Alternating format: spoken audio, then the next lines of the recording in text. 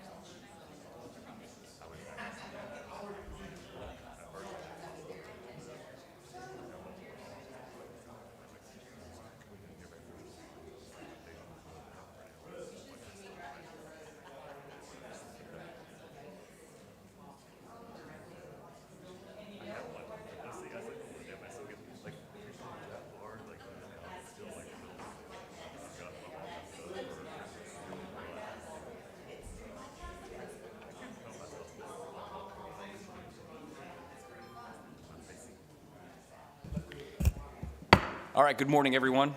This is the Committee of the Whole Workshop, Escambia Board of County Commissioners. It's 9:01 a.m. We're here at the Ernie Lee McGahey Government Building, first floor. I'm going to call it to order. Was the meeting properly advertised? Mr. Chairman, this meeting was advertised in the Escambia Sun Press on April 7th, 2022, in the board's weekly meeting schedule. The Escambia Sun Press. Great job. Fantastic. Good to know. All right, this morning, let's go ahead and do the Pledge of Allegiance to the flag, and I would ask my counterpart, Lumen May, to lead us in the pledge. Thank you, Mr. Chairman. Please join me in the pledge. I pledge allegiance to the flag of the United States of America and to the republic for which it stands, one nation, under God, indivisible, with liberty and justice for all. All right, good morning, everyone. We've got 4 items on our agenda this morning. We've got some important stuff. We have an add-on that I asked Wes to bring that I want the board to be aware of, some pretty interesting things that could be happening in Escambia Bay, Pensacola Bay. So, but we're going to start this morning with sorry. Yeah. I was going to ask, could we move them up? Sure. I don't mind. You don't mind? And with no objection, then we will certainly move them forward. I'll welcome Tom Pace and Collier Merrill. Mr. Chairman? Yes. And I'm fine with that. But also, I was going to ask for number 2, that the homeless discussion, I know that our partners, Community Health, Ms. Donaldson, Ms. Smiley here, and they're going to have to leave, but can we do that after the broadband number 2 and move medical? Yeah. Oh, absolutely. Okay. So we'll go. This will be the order that we go, and we'll do the America's Cup, and we'll do the broadband, and then after that we'll do medical. Okay. Homeless, sir. Homeless. I'm sorry. The homeless, and we'll do medical liability last. Yes, sir. And, All right. And I think Pastor Powell from the city is here as well, so I wanted to Fantastic. make sure that they were okay. included. Collier, Mr. Pace, please come forward. Appreciate you all being here on short notice.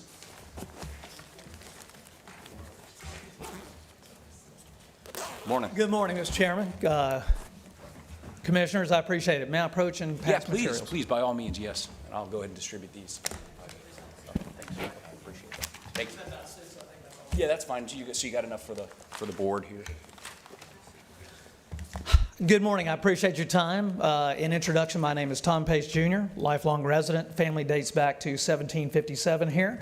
I'm a lifelong athlete and sailor. I'm the only Pensacolian to compete in sailing Olympic trials as well as a professional. And in that, I represented the United States in 36 countries around the world. Had firsthand knowledge by way then of being on the executive board of the International Sailors Union, doing television production for sailing events internationally. Currently, I'm Commodore Pensacola Yacht Club. I oversee those operations as well as youth development programs that we have through our Satori Foundation, which this past year won an award from U.S. Sailing. The Jim Kilroy Award is the outstanding community outreach program in the country, and we do outreach, get people on the water. Disadvantaged youth, frontline nurses, healthcare workers, and wounded vets. We're proud to get that award. However, we got a lot to do, but we got a lot of good people. We're going to continue. Within that as well, back in 2018, I was chair of the Optimus Nationals, the Kids National Sailing Championship. We brought into Pensacola 301 kids competing from 12 countries. With their coaches and their teams, it came out to 634 unique visitors. And Sally Garst of Pensacola Sports determined that we had a $1.64 million impact. And if you look at the white sheet that the chairman passed out, that's one of the first numbers. Those are real numbers. Sally helped develop that, helped us with Visit Florida, Visit Pensacola, but these were, is what Ray taught me, outside dollars that came here to stay. So I realized then that what a lot of people know, that Pensacola Bay is an economic generator, right? People don't use it a lot. You don't have to stripe it, paint it, insure it, protect it from fire. You don't have to pay taxes on it. It's right there waiting for us. And what we found is that when people come in from all over, they do bring extensive dollars. Within that, the pinnacle of sailing in the world is the America's Cup. It is the oldest sporting trophy in human endeavor and predates the modern Olympics. Back in the early 1800s, there was a race in England called the 100 Guineas Cup. And at that point, guys from New York built a heck of a boat, went over and crushed the fleet. Upon seeing the Americans' destruction of their fleet, the Queen was reported to have asked, "What is the prize for second?" And the adage is, "Mom, there is no second place." That's the lore of the America's Cup. There's no prize money, there's no ancillary, there is only the honor and achievement of going after the hardest trophy in sport to secure. The U.S. held it for over 130 years, and since then it's been bouncing back and forth among several countries. American Magic, who stayed here in the past, is America's brightest hope to do that. What Collier and I are presenting is potential sponsorship. We want to sponsor American Magic and brand that to Pensacola and have international eyeballs on the largest, fastest foiling sailboat in the world, a 75-foot monohull foiler that can go 63 miles an hour. It's pretty dramatic. To have Pensacola on that billboard would be unprecedented. If you look at the bottom of that first white sheet that the chairman has given you, you'll see at the bottom that their impact for what they will do here in the first 14 months is estimated by Ellis Bullock of $8.7 million. It's a pretty good impact. There are 53 families, 111 people at this point. They will be on the ground here in Pensacola from May through July of 23. Upon such time, they'll go to Barcelona where the competition will be held. That competition is once every 3 years, and whoever wins it gets to determine location for the next one. American Magic is sponsored with and partnered to New York Yacht Club. In this event, it is outlined by the deed of gift, which is a legal instrument in the Court of New York. You have to be a yacht club. As much as the chairman would like to go be his own America's Cup, I think he cannot do that. It has to be through a yacht club. American Magic has a contract with New York Yacht Club for not only this next America's Cup, which is the 37th running, but the one 3 years hence in 2027. To do that, American Magic retained all rights to what they do, where they sail, how they sail, when they sail. They would like that to be in Pensacola. They're establishing a training base with Port of Pensacola through Clark Merritt. Mayor's office has been engaged, but we have been rather challenged in non-disclosure agreements. We haven't been able to make this fully known yet. So we're trying to bring everybody on board as we can. The first step was the council 2 days ago, and then that's when the chairman asked us to please come today. What this represents is a unique opportunity, and like we all know, Pensacola has been fought over because of that bay. France, Spain, England, Confederate Union troops. We set the world spot price of timber here in the 30s, the tallest buildings in the state, and the single most contributing economic county in the state of Florida. Then they developed a swamp called Miami. Point of it now is, Visit Florida is focusing more on panhandle areas. They're not going to put as much effort and energy into the Miamis and the Tampas and Jacksonville's and Orlando's. They want Pensacola. This is a unique opportunity to brand Pensacola with that most extensive trophy in sport, the most elusive trophy in sport, and through the eyeballs of that. Beyond that, Collier has further, but what they wish to do is establish a pipeline for sailing in this country. In 1984, the U.S. medaled gold or silver in all 9 disciplines in the Olympic sailing, which was the first time women were included in the medal count. Since then, we've dropped off the pace, literally. In the last 3 Olympic cycles, the U.S. has had 1 medal. The main principles of American Magic want to establish Pensacola as that performance sailing center for over 20 years. They want to create the pipeline through Olympic development from cradle to pro and have that come out of Pensacola. Now, as Commodore of the Yacht Club, I bring other events in. So we have 4 major events coming in this year, and we'll replicate that 1.6 to 2.3 million this year in bed tax. Heads in beds, as Ray's taught me, is kind of the important moniker. Doesn't matter how passionate I might be about sailing, but the reality of it is this is a huge economic impact, and it's a great branding. That's what we're here to try to present. We certainly don't need all that funding from the county. However, every penny helps toward this goal. Collier has more of that in the interactions and how we're piecing this together. But any questions, thoughts, and concerns, we can certainly address those to your discretion. And I can either do that now or we can wait till Collier finishes the other half. Oh, thank you, Mr. Mason. We'll hear from Collier. And I just want to point out to my counterparts, this was presented to us at the TDC meeting, and upon hearing about the economic impact and the number of families and just the millions of dollars of impact, I believe the TDC will be making a recommendation that will be coming to this board. But because it's such a unique opportunity to actually have have the chance of having a America's Cup here in Pensacola Bay, Escambia County. I wanted you guys to be aware of it. It was news to me. It's news to all of us as it came out, because I understand you were muzzled in terms of what you could say, but I do appreciate you coming on short notice. Thank you, So we'll sir. hear from Collar here, and then we'll hear from my counterparts. Thank you, Mr. Chairman. Thank you, Mr. Chairman. Thank you for inviting us to come before the board today. So Tom and I grew up together, and Tom went on to become a professional windsurfer. I went and drive forklifts for my dad. So difference there, divide happened right after high school. But so this thing, America's Cup, is exciting, as you said, Mr. Chairman. Having them train here, which they're going to do, and there is the winner of that cup gets to decide where they love our bay. 18 miles by 5, I didn't realize that it's the perfect bay. I am not a sailor and know nothing about sailing. But I know I look out my window of the office every day and that bay is empty. And when we had a regatta a couple of years ago, a friend of mine was in New York, called me to take some people out. And I didn't realize how big this was. 43 countries, a bunch of sailors in here in these 12 to 15-year-old categories. And there's a lot of those that hit the yacht club that they can't even handle right now. And then we can trade that up to a higher level and run it through PSA. There's a lot of different ways to run that. My play is getting the regattas. So this is a 20-year play.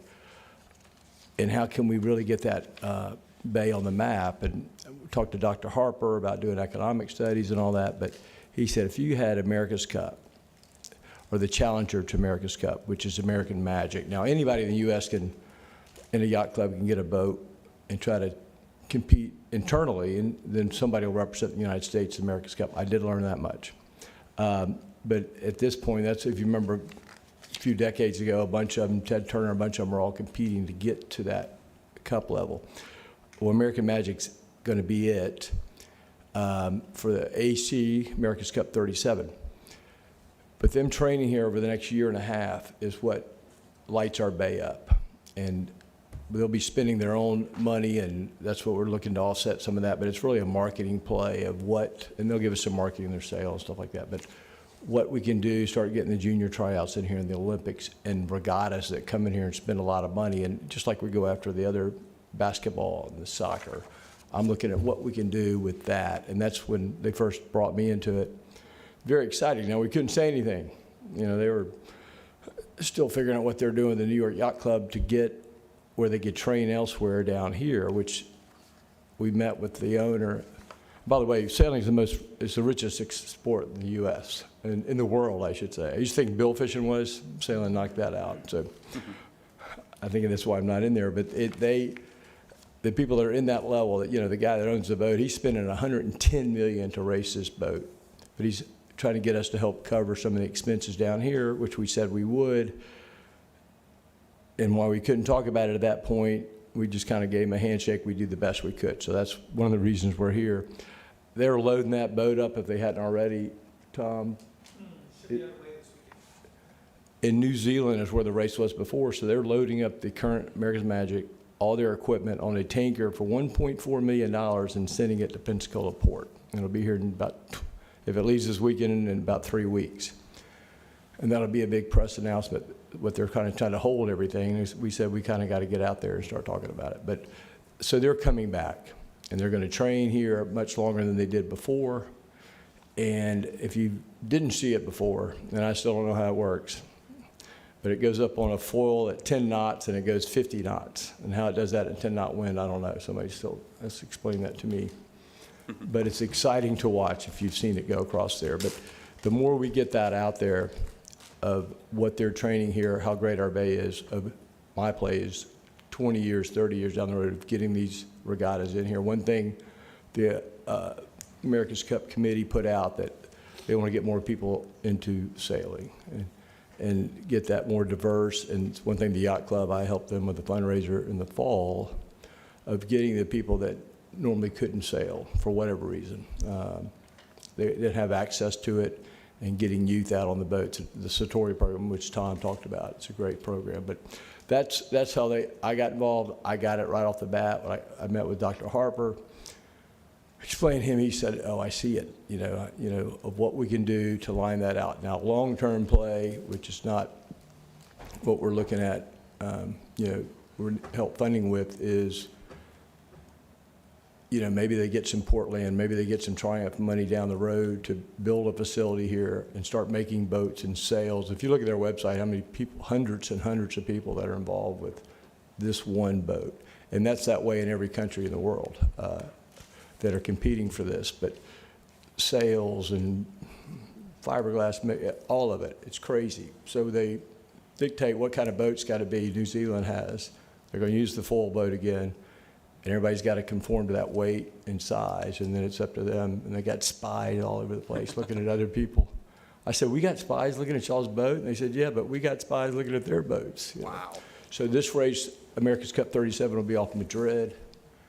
They will train here for about a year and a half, and then they go there for about 4 months and set up. But our play is to help. They're moving about 100 people here, using the port, cities contributing some of port expenses, and we're just trying to raise what we can for them over the next 3 years. Well, Collier, I appreciate you being here. Mr. Pace, appreciate you being here. I'm certain that my counterparts will have questions. So Commissioner Bender, Commissioner Berry, you're recognized? Okay, Commissioner Bender, and then Commissioner Berry. Thank you. Morning. Thank you both for being here. I think this is a great opportunity for our area, and although, of course, we're asking to help support American Magic, we aren't having to create an arena. We're not having to put it in a lot of infrastructure to support it. But we go to some of these Civicon events and you hear about, be known for something. Mm-hmm. And so I want to look at what our future opportunity is. I mean, we really could be known as a sailing training capital of the United States, based on what's been given to us, that, this 18 by 5 mile wide bay that doesn't have obstacles, it doesn't have reefs, it's somewhat underutilized, and so I mean this is a real opportunity and something that can be real. The other thing is the future opportunity. So it's not just American Magic. It's what could bring with it. And then you talk about some other things about fiberglass fabrication or sail making and things like that. So now we're talking job opportunities in the future. That maybe expand on that a little bit if I know it's early on, but again, this is the first step of something that could be much bigger, and almost like we're hitching our wagon to the winner right now, and they're going to drag us across the finish line and hopefully have a big win for our area. Well, and the main play with me was, how do we get this out there to the world? Put Pensacola Bay on the map to do these sails. We are what we are. The murals I have on the side of my building, Seville Tower, the sailing ships, that's what made Pensacola for hundreds of years. We were the largest exporter of timber in the world, and we have this natural deep water port. My own theory is, and that building was the tallest building in the state of Florida. I mean, we were Pensacola. Well, what happened? Miami and Tampa. Well, I'm glad we're not Miami and Tampa, first of all. But second, the dredge. I say the dredge killed us because then other people could have deep water ports. We were a natural deep water port. But then as the dredge came along in the 1820s, 30s, 40s, people started dredging their ports, and some people surpassed us, which is fine. We're right where we want to be.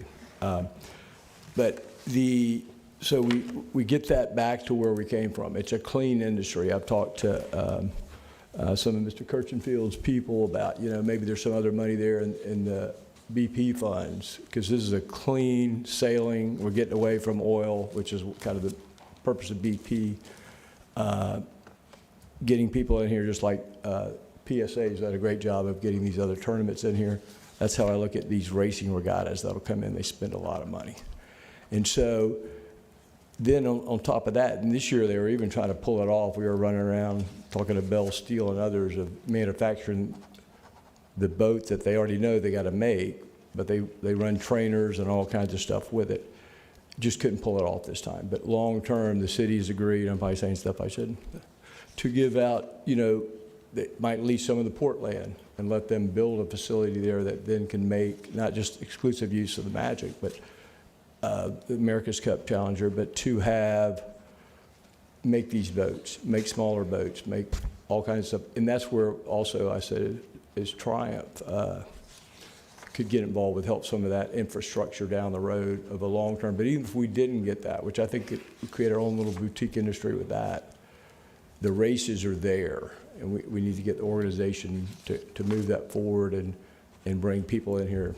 So the monetary request, is that for promotion? Is that for for building? Because, of course, I'd say we have different pots that we can use different things for. So promotion, of course, is a good TD expense. I know you're also talking to Visit Florida and hoping to have their support. Again, for those that in tune to the races over in New Zealand, if there was a, Visit Pensacola logo on a sail, I'd say that's pretty good advertising for us, and I'm sure there is some media coverage that goes along with them practicing and stuff throughout the year that also would promote Pensacola. But is there an ask for, as you said, a hangar or a storage or some infrastructure need that there might be another pot that could go towards that if the city or the county owned it and then we could lease it back or something like that? And that's kind of going to be phase two. For this, they're concentrated on, if you've seen it, there's only, how many racers are actually in the boat? 12? 8 on this particular boat. 8, but there's going to be 100 people here to support that 8, and they're grinders and they're captains, and it's, again, out of my realm. But Commissioner, the technology behind this is unique. These are boats that fly like airplanes. You have aerodynamic as well as hydrodynamic capacity. You have engineering space and structure. You have simulators that, frankly, are better than anything at Universal Studios. What they're able to do is they're able to design boats, AutoCAD, and do this in a fashion where they are at the 770th, I think, rendition of the design of this next race boat. Wow. The level of tech is insane. They're trying to also integrate STEM and STEAM with Naval Air Foundation, right, with the Museum Foundation as well as Flight Academy. But the ancillary benefits, as you point out, go to not only their training here and what they can do, but their regattas I can't bring here as Commodore Pensacola Yacht Club because I don't have access to some of the international events that they want to bring. Beyond that, there's training arms and there's developments for these types of boats because not all of us can hop on a hydrofoiling sailboat today and make it work. There's a process. But within that, Pensacola Yacht Club this June is starting a new initiative. We are changing the Junior Olympic format to a demonstration event. We are bringing to kids higher performance sailing for these type of boats with the Olympic support from U.S. Sailing. And we're going to be the first rollout for the country. So we're going to lead that performance bend to get kids in a pipeline, which then follows into what Collier's talking about with Dr. Harper. Dr. Harper said this will be transformational for our area. So this one at the moment, sir, is a sports marketing. And you're right, the visibility and eyeballs. This isn't American football, right? This isn't that ad marketing where we can go get $8 million for a 30-second ad. But these are eyeballs to the most intense level of sailing, and the television coverage has gotten to be remarkable. You'll have 3 to 5 helicopters, telemetry that goes with photo boats and everything else. The live feed is exceptional. It's not like maybe you watching me or watching your kid on the water going like, well, I think he's in the, no, what? Oh yeah, there they go. This is live, real time in the boat. So sponsorship marketing is always present, and it's a very large deal. And we will get some of that. I'm hoping, I know we'll get the races as we got them coming back here and training. We'll get these regattas. We're lining up to get them to build the facilities going 2, 5, 10 years in the future besides these races. So that's a subset that we can also get funding for. But for this play, the best way to say it's a promotional thing to promote that Pensacola Bay. Well, Collier and Mr. Pace, I do appreciate you all being here today, and thank you. Stephen, did you have a question? Yeah, just real quick. So how does this compare to what was here a few years back? And it's not my thing necessarily, but I do remember we had folks here in 17 or 18, but it doesn't seem like it was this big a deal, and I don't really remember talking about it. It was the as a tall board. ships. It was Visit Pensacola, I think, Steve. Yeah, and that was they kind of slid in here in the dark of night, headquartered at the port, under wraps. That's when everybody was building their first foil, and they jumped out there. So it's like that kind of by times 2 or 3. And now they're public, and now they've agreed. We want to have a gallery night in the fall with the sailors. We're going to have, they're all great people. This captain's the best in the world that's coming back here. It's what they did here briefly, but in a longer term, now they've kind of made this as their home training base. So America's Magic is the yacht or the ship itself? Or Correct. one of the ships? So America's Magic's the name of the challenger to America's Cup. It's the Okay. name of the ship. All right, so we did have some of the America's Magic folks here a few years back, but they were here for weeks, for just a couple of weeks. Is that the gist? They were here, they were using the port to, and Tom could talk about it, and they did train in our bay some. Okay. And then they went to New Zealand and had a disaster. If you've saw what happened to their boat, a freak So- accident. But It's similar, just a much more extended stay, is that? right, some of the same people that were here before are coming back. The captain being one, the same owners that, you know, and literally they put up 110 million. It's going to be about 120 million. We said we try to offset some of these costs if we get them here training, which they had to make the decision, and they just came on our handshake that find us what you can over the next 3 years, and that's what we're doing, just kind of eating the elephant. But it's like that, but now they're ready to, they know we want the exposure that they're training in our bay, and they've agreed to that over the next, so they're training here for the next year. So the whole footprint of them being here, it's a 12, 14-month deal that they're mostly here during that time? It's Well, about for 60 for months. this first one, Commissioner, they'll be here from May through July. Then they go to Barcelona for the competition, which is in October. Okay. Beyond that, win or lose, they come right back to Pensacola to begin their work for the next event in 3 years. May through So, July of 23. So it's right, kind of so- two stays. So It's a this 3 or is an 4 month stay, extension. And then they're gone it's a 3 or 4 month stay, then they're gone for a few months, and then they're back for a while. May of 23. July of 23, so it's over a year. Oh, so it's 16 months for the first day, then they're gone for a competition, then they're back for a period of time again. For Okay, another I two and a got you. half years before the following move to wherever that competition. So when is the when is the actual next America's Cup that we would see on October of ESPN? 2023. Okay, October Yeah. 20th. And that's the one that's off Barcelona, Madrid, and so they will Barcelona. train here, then they move over there for 3 or 4 months, training like every other country that's challenging. Commissioner Underhill, you recognize? Well, and if I could paraphrase the chairman, he asked the other day at TDC, what if they win? I mean, can you host this big thing here? And it's a large deal, and there's a lot of press in the world about how expensive these are. And when I was first approached, my question was that, and I didn't think it was possible. And talking to Clark Merritt at the port, Terry Hutchinson that Collier pointed out is the CEO and sailing director. He's a Tiger Woods or a Tom Brady of this particular sport. He was 4-time intercollegiate All-American, 2-time sailor or athlete in his conference. He has 2 Rolex Sailor of the Year awards, which are incredibly difficult to achieve. He is a 15-time world champion. This is his 5th America's Cup. He is arguably the best American sailor currently alive. Within that, they see what the potential and opportunity is here. They like Pensacola Bay. It mimicked the venue in New Zealand, and now they've come to understand there's no other better venue in North America, and this is the only bay in the world they'd like to come to. They can train anywhere. They'd So rather if they be here. win in Barcelona, we could get the America's Cup here in Pensacola. We could, sir, Escambia County. and what that would entail would be those infrastructures you talk about, Yeah. that kind of funding going forward. But imagine the impact of something like that. Well, the Bay can handle it, and the question that Ray Palmer had arguably was, do we have enough hotel space? Can we accommodate? Do we have enough commercial space? That'd be a challenge. And it will be a challenge, however, it's an enormous prize. And I realize I'm passionate, but again, this dwarfs all of the major golf tournaments combined. This dwarfs the NFL. This dwarfs that trophy, what that is, and it's staggering. And again, they are making efforts for getting more people involved in the sport, but it is a very interesting, unique thing. It is behind the ropes. It's Okay. something I never Thank you. thought we could do. Commissioner Underhill is going to be recognized, and then we got to move on to the next item. Okay, Commodore, my sons learned on a 470. Awesome. So we began, sailing is how they began racing. Just last night, my 21-year-old received an invite from IndyCar to come and race at the Indy race it races jet ski in conjunction with the Good Indy for race you. in Awesome. Nashville. I'm taking a moment to take a victory lap as a dad, but the point being this, we travel the nation, in a low-density sport, jet ski racing.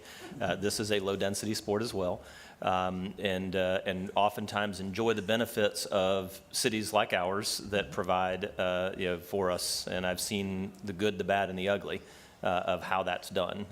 And I've seen cities throw away an enormous amount of money and not get the return. I've seen cities that brand themselves well, and find, like Havasu City, for example, I mean, they pay the bills on jet ski racing. They do.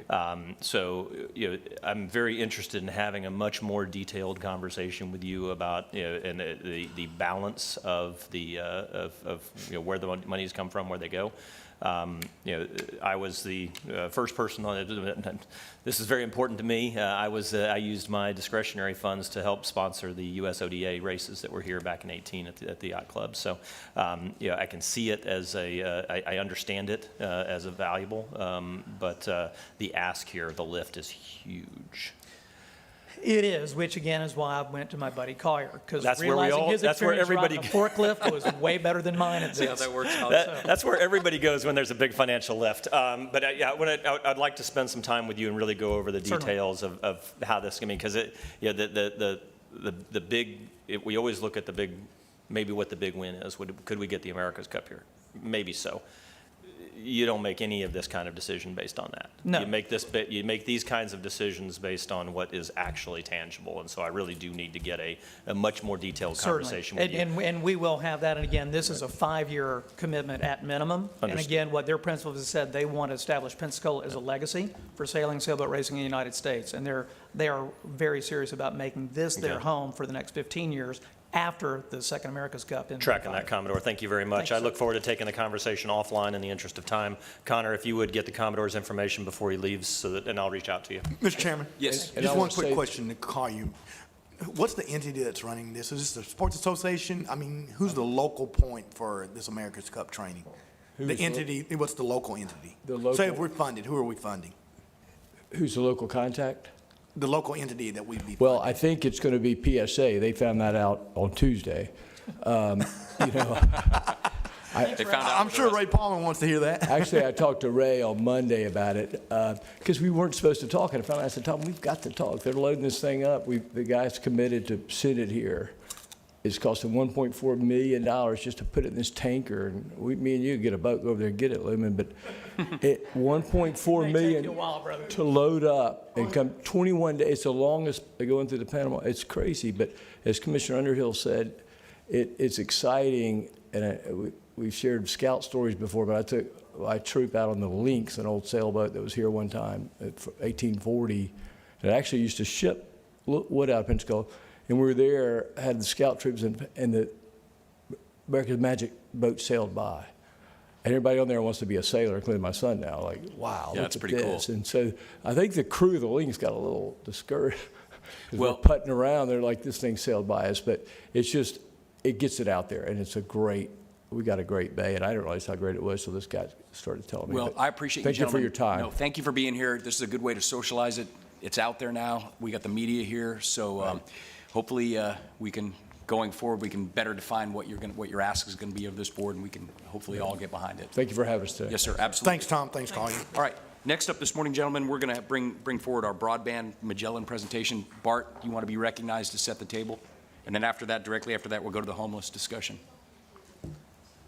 So as we talked about in the last board meeting, Magellan is on Teams right now to do the presentation that we contracted them to do. This will kind of wrap up the work they've done for us. They've done the engineering. We have all the product on hand. And so Kyle Holyfield is a VP with Magellan. Will be doing the speaking. We also have Gillian, who is one of the analysts that works for them, and then Cole Hinkle is one of the GIS analysts. And so we're going to do a presentation, then really quickly go through just some GIS stuff just to show y'all it's not just crayons on a back of a napkin. This is really detailed work that they've done. And so y'all can actually see that, see FDOT's picture, see where City of Pensacola would be, all of those things. We'll show you all that. But I'll turn it over right to them. So Kyle, if you and David, if you'll go ahead and pull up the teams and let them take control of the presentation, please. All right, let's check your mic. Kyle, why don't you say something so we Yeah. can... Hey, good morning, everyone. Can you hear me well? Okay, yes, sir. Our screens went off though, so we don't have any. Oh, yours went off? Mine's working. Looks like, David, half our screens went off. Doug's and mine are still working, but we'll get that sorted out. Meanwhile, we got the big screens going, but yeah, let's just keep moving forward. We're going to get them back online. Hey, Kyle, go ahead and get started, please, sir. Okay, thank you. First of all, if I sound a little nasally at times or sneeze, I apologize. I live in South Florida, and everything that can bloom is blooming. So I apologize beforehand. First of all, thanks to the commission for having us today, and most importantly, thank you for the engagement for the last couple of years. It's been, believe it or not, it's been almost 2 years. I want to first also thank Bart and his team. They have been extremely professional, very accessible. And I've done hundreds of these projects all across the country, and it's been a great working relationship to try to achieve as much as we can achieve. Also, I want to thank procurement. They've been highly professional, very forthcoming, so that's also very much appreciated. And just very quickly, I want to thank the commission itself just for having the foresight to take a look at what's going on with your broadband situation in the greater Escambia County. It's a heavy lift for everyone, and I do this every day, like I said, and I really appreciate the time and effort that the commission has put into this, especially Commissioner Berry. I think since it's been almost 2 years, if you don't mind, before we do the presentation, I'd like to level set exactly a little bit of background. It won't take but about 10 seconds to go through this. Sure. I think it's very important. I think it's very important that everybody understands what happened and how this came about. So first of all, when we started this project, just real quickly, it was CARES funded, and got an outreach from procurement that said, hey, we got all these people responding to this RFP. Would you like to respond? That's the good news. The bad news is you have to perform the function in 45 days. And by the way, Christmas holidays are inside that 45-day window. So we responded and were selected. I met with my team and I said, how many are willing to give up some holidays?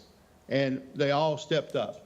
And Bart and his crew stepped up. So we did almost unimaginable, I think, to provide such great work in 45 days on the first feasibility. Of course, it went much deeper than that, but that was the first run of it. In that plan, we never once ever assumed or thought or suggested that Escambia County should be a retail provider of services. I think sometimes we hear a lot of scuttlebutt about that, and it has never been anybody's intention to do that. I want to make it very clear from day one that was never the object.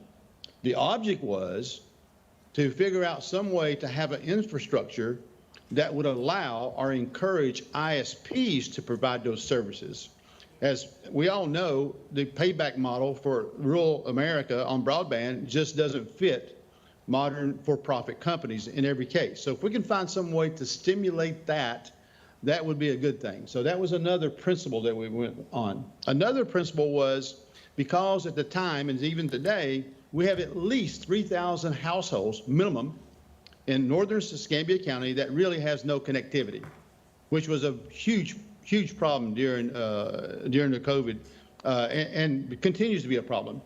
So one of the assumptions was, how can we get connected as fast and as cheaply as possible? And in my world, there's three things: good, fast, and cheap. You can choose any two. You can't get all three. Mm-hmm. So that's the reason there was a wireless element to this. We are a firm believer in broadband through fiber optics, and we're talking about 100% fiber optics all the way through the network. It is the gold standard. If you're going to build it, fiber is the way to do it. However, because we didn't have this mandate, very quickly and very cheaply, how can we get some good connectivity to those areas? So that's why the wireless element was involved. It's really important.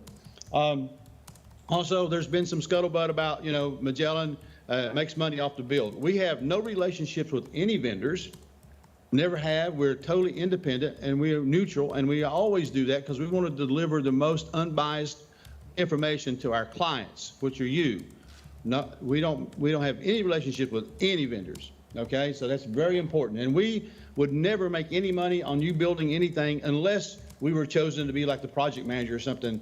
And today, as we're speaking, by the way, we're doing over 400 million right now today. As we're speaking, we're project managing more than $400 million of fiber across the United States. One project that I have in Virginia was funded by the state of Virginia broadband money, $70 million. We're putting in 2,000 miles of fiber right now. So that's something we can talk about later.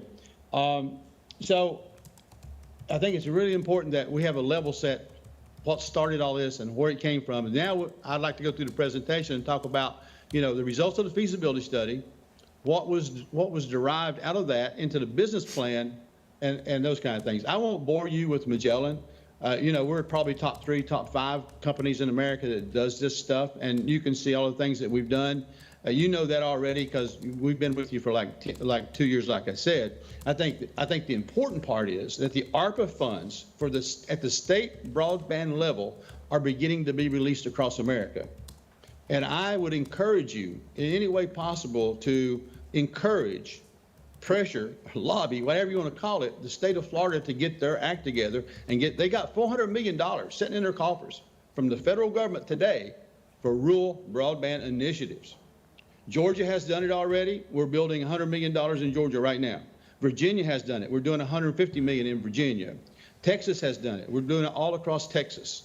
Mississippi, Alabama, Governor Ivey of Alabama released $270 million just last week to broadband rural initiatives. The money is there. We just have to get it. So I think that's an important part. So I won't talk a whole lot more about Magellan itself. If you have any questions, please feel free. So a little bit of background on the project, just to level set again. November 2020, we were engaged through a competitive RFP process. Out of those 6 or 10 or whatever, we were chosen. We delivered on 2021, about 45 days later, a feasibility study with results and recommendations. And then we had some really basic findings that came out of that led into that feasibility study.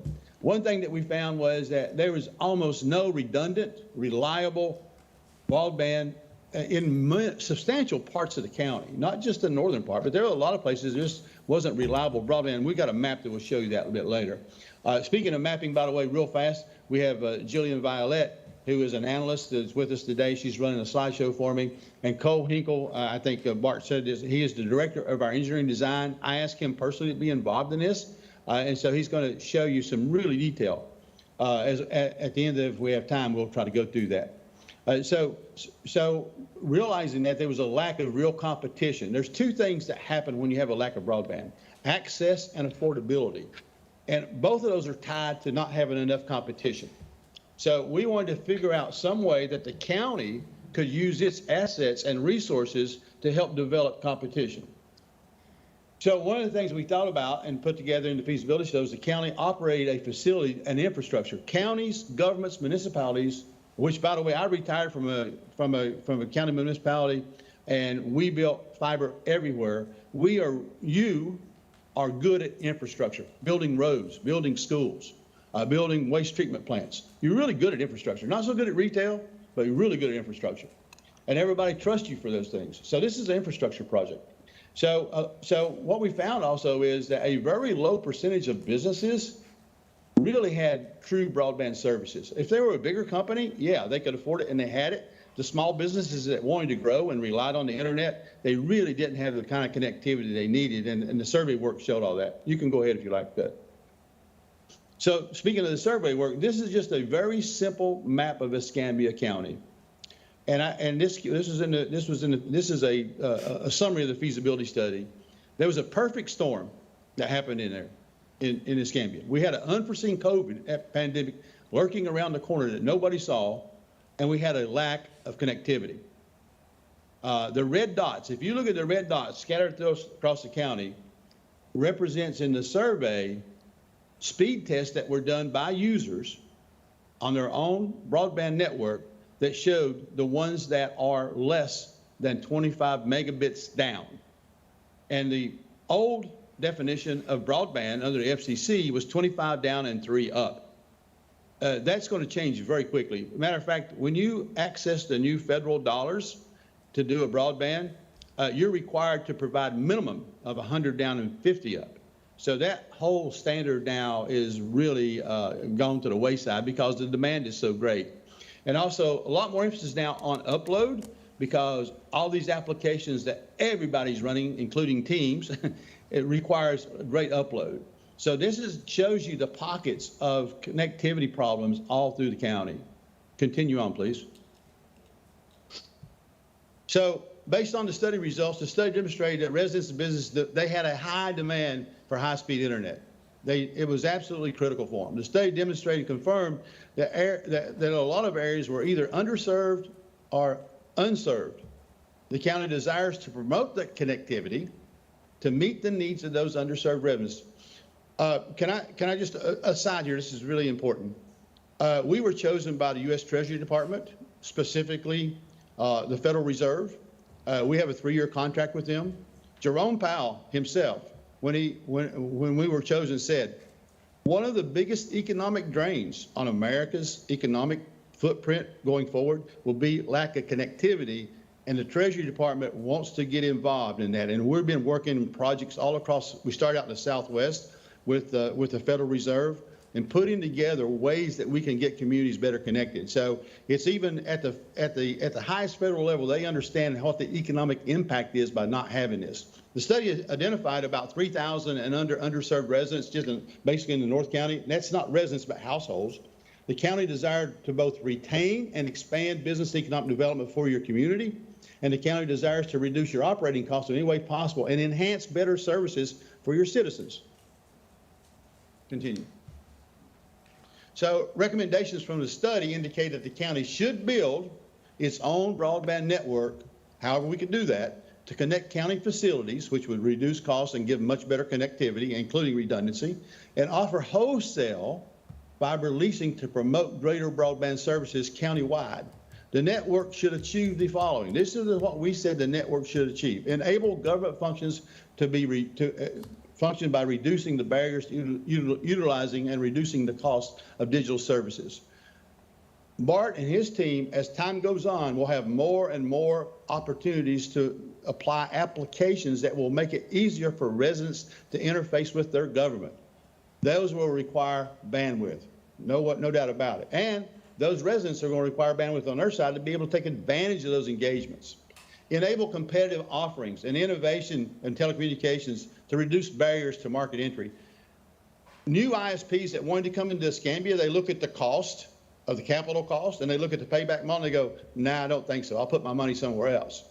But we're finding that smaller ISPs like the MetroNets of the world, who right now have a partnership with Lakeland, the Summit Broadband, still good-sized companies. They're not the big boys, but they're good middle-sized companies. They're saying, hey, if you'll help us build the infrastructure and help us with that capital cost, we'll come to your community and we'll provide broadband. So those are some of the things that we look at as we do this. Enable social good and providing access to, for education, healthcare, workforce development. We don't have to tell you about that. You see it every day. I know right now, half of my medical needs are all online now. My cardiologist says, I don't want to see you. We can do it all remotely. I got almost a gigabit at my house, by the way, so I'm very fortunate. Support the attraction and development of technically skilled people and innovation. As you move forward with your economic life in Escambia County, technology and people that are trained in technology are going to be critical for your continued growth. We see this in workforce management all across the country. And one of the things we do for the Federal Reserve, by the way, is develop workforce pockets where technology that is in that community can be spread out to actually training people in the community to become technically skilled in those skill sets. Continue on, please.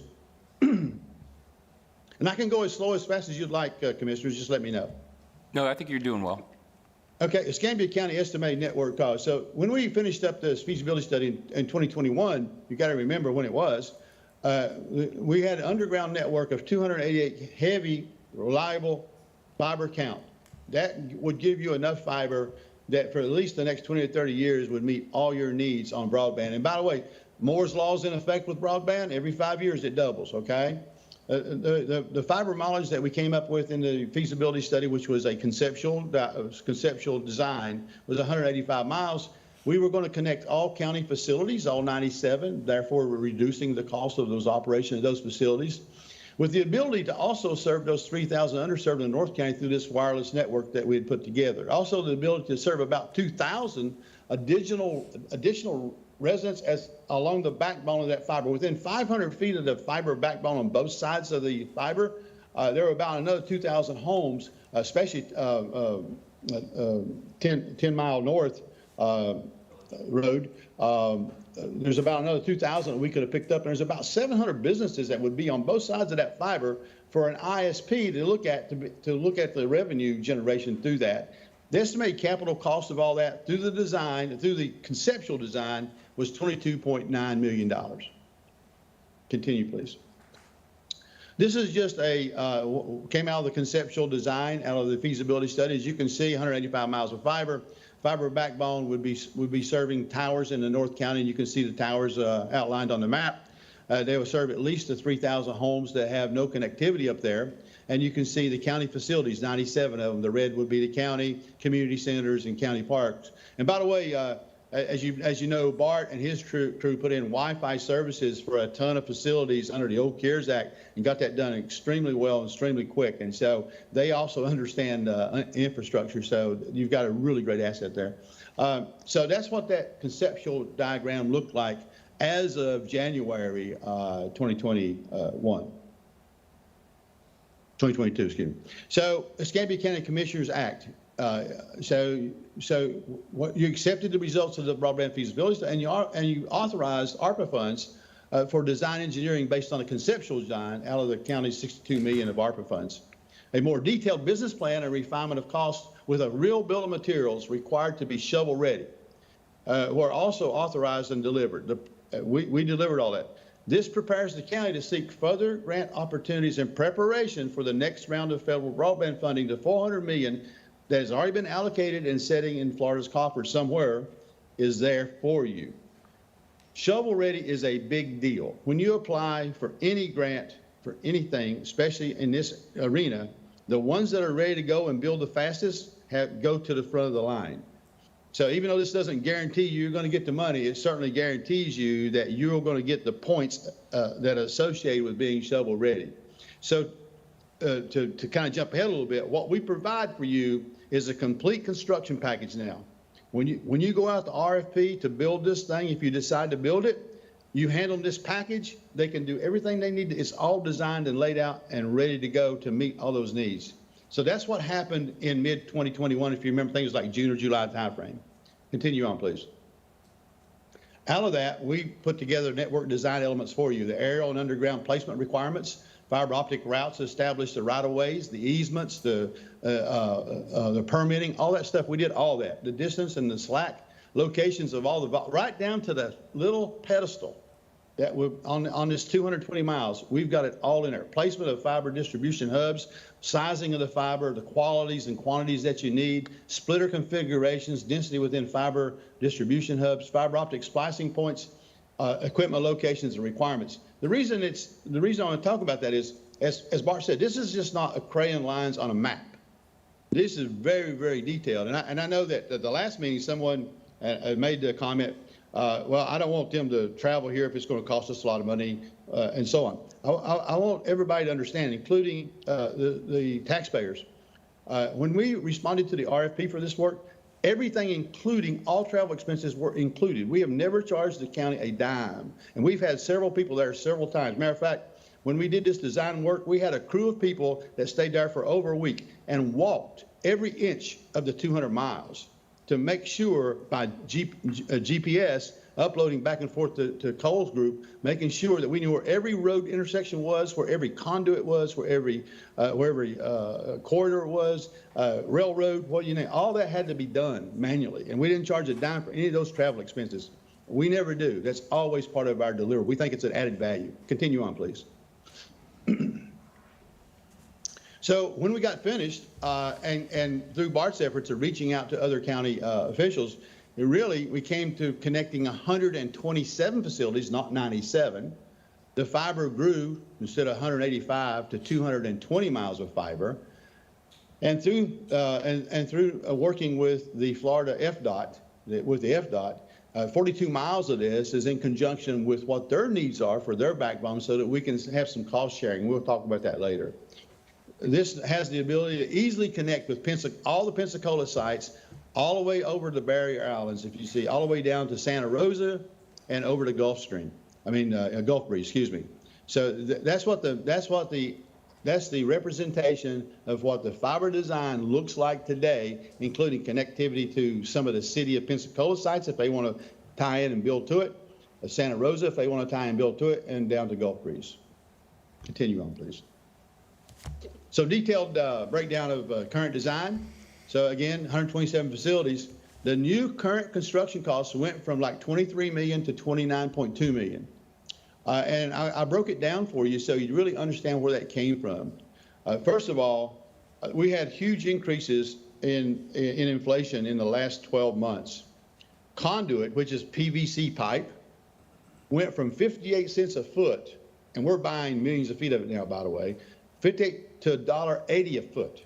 Huge increase. Labor costs went up about 20%. So in that 12-month period, from the time that we did the original cost estimates of about 23 million, it's gone to 29 million just for the construction costs. Now, and we've broken all out how inflation affected it, and also there's ways that we can cut that cost, by the way. We have mitigation policies, the ways that we can help you get that back much closer to that 23 million, and we can talk about those.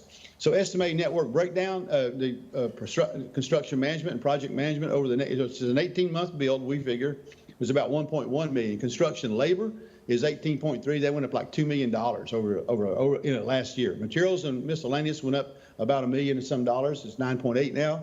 The wireless electronics, if you decide to do the wireless because you want to get it there very quickly, those electronics costs are $561,000 to feed those 3,000 plus homes up there. Core and edge electronics for facilities stayed about the same, about $244 million. And we have a new data center building that we've put as an option into the program. We think that you really need a decent facility for the ISPs to come in to be able to serve off of this network and also to be able to house all the equipment. It's about a $400,000 build on county property site that Bart and I have recognized by looking at the maps. And it was going to be the old EOC, but there's just not enough space and not enough assets there. So total estimated cost of the new network, if you added everything up and you did the wireless and you did the facility and you did the data center, is now 32.6. If you back all that out, including inflation, you come right back within a couple $100,000 of our original estimate. So we feel very good about that. Next slide, please. So cost changes, feasibility study. This lays out exactly those changes. You can see the difference. Went from, if you do all that, it went from 23.2 to 32.6, and you can see the factors that did that. Went from 97 facilities to 127 county facilities. The electronics stayed the same. The building would have been the same. And again, you have about almost a $9 million increase. But again, there's ways to mitigate that we can discuss with you. Continue on. Operation and maintenance. If you built this network and you operate it as a wholesale infrastructure and you offered your own bandwidth to your own facilities to eliminate the cost that you're paying today. And by the way, when we do these projections and these cost estimates, we're very, very conservative. I always go very high on cost and very low on revenue, because I think even if the worst case happens, is it sustainable?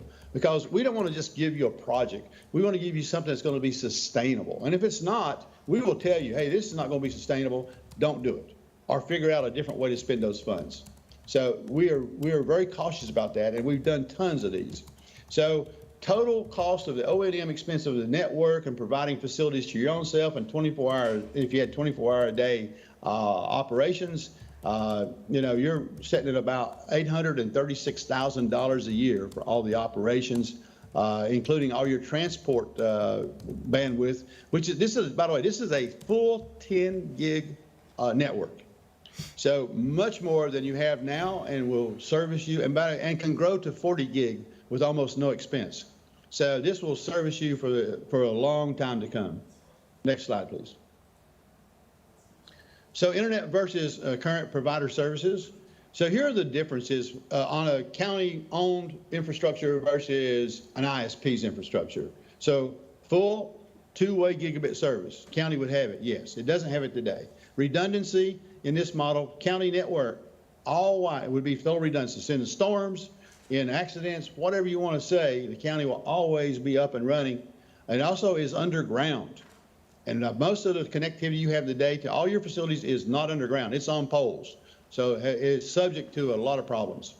Diverse routes, not only is it redundant, it takes different routes in and out. So that if one route's cut, it just circles back through the other route. Yes. 100% fiber. There's no copper in this. There's no coaxial in this. This is 100% fiber everywhere. Yes. 100% underground. Yes. A county asset. Yes. Do you have rate increases? No. You control your own. You don't have to worry about 3, 5, 10% rate increases on internet services as you go over the next 20 years because you own it and run it yourself. The only increases you would have would be on your own internal labor costs going forward for personnel. Continue, please. So business model options that we considered for you. And we put the one that we recommended in orange, dark fiber, monthly or annual leasing based on a fiber per mile basis, or you would lease the fiber asset out to ISPs to serve retail services to the county. Number 2, lit services. It's the same model except you actually light it and provide all the transport services for the ISPs. It's doable. We don't like it because it is more intensive on your labor and it gives you more responsibility and also it gives you more liability. So we didn't like that model, but we've got it in here.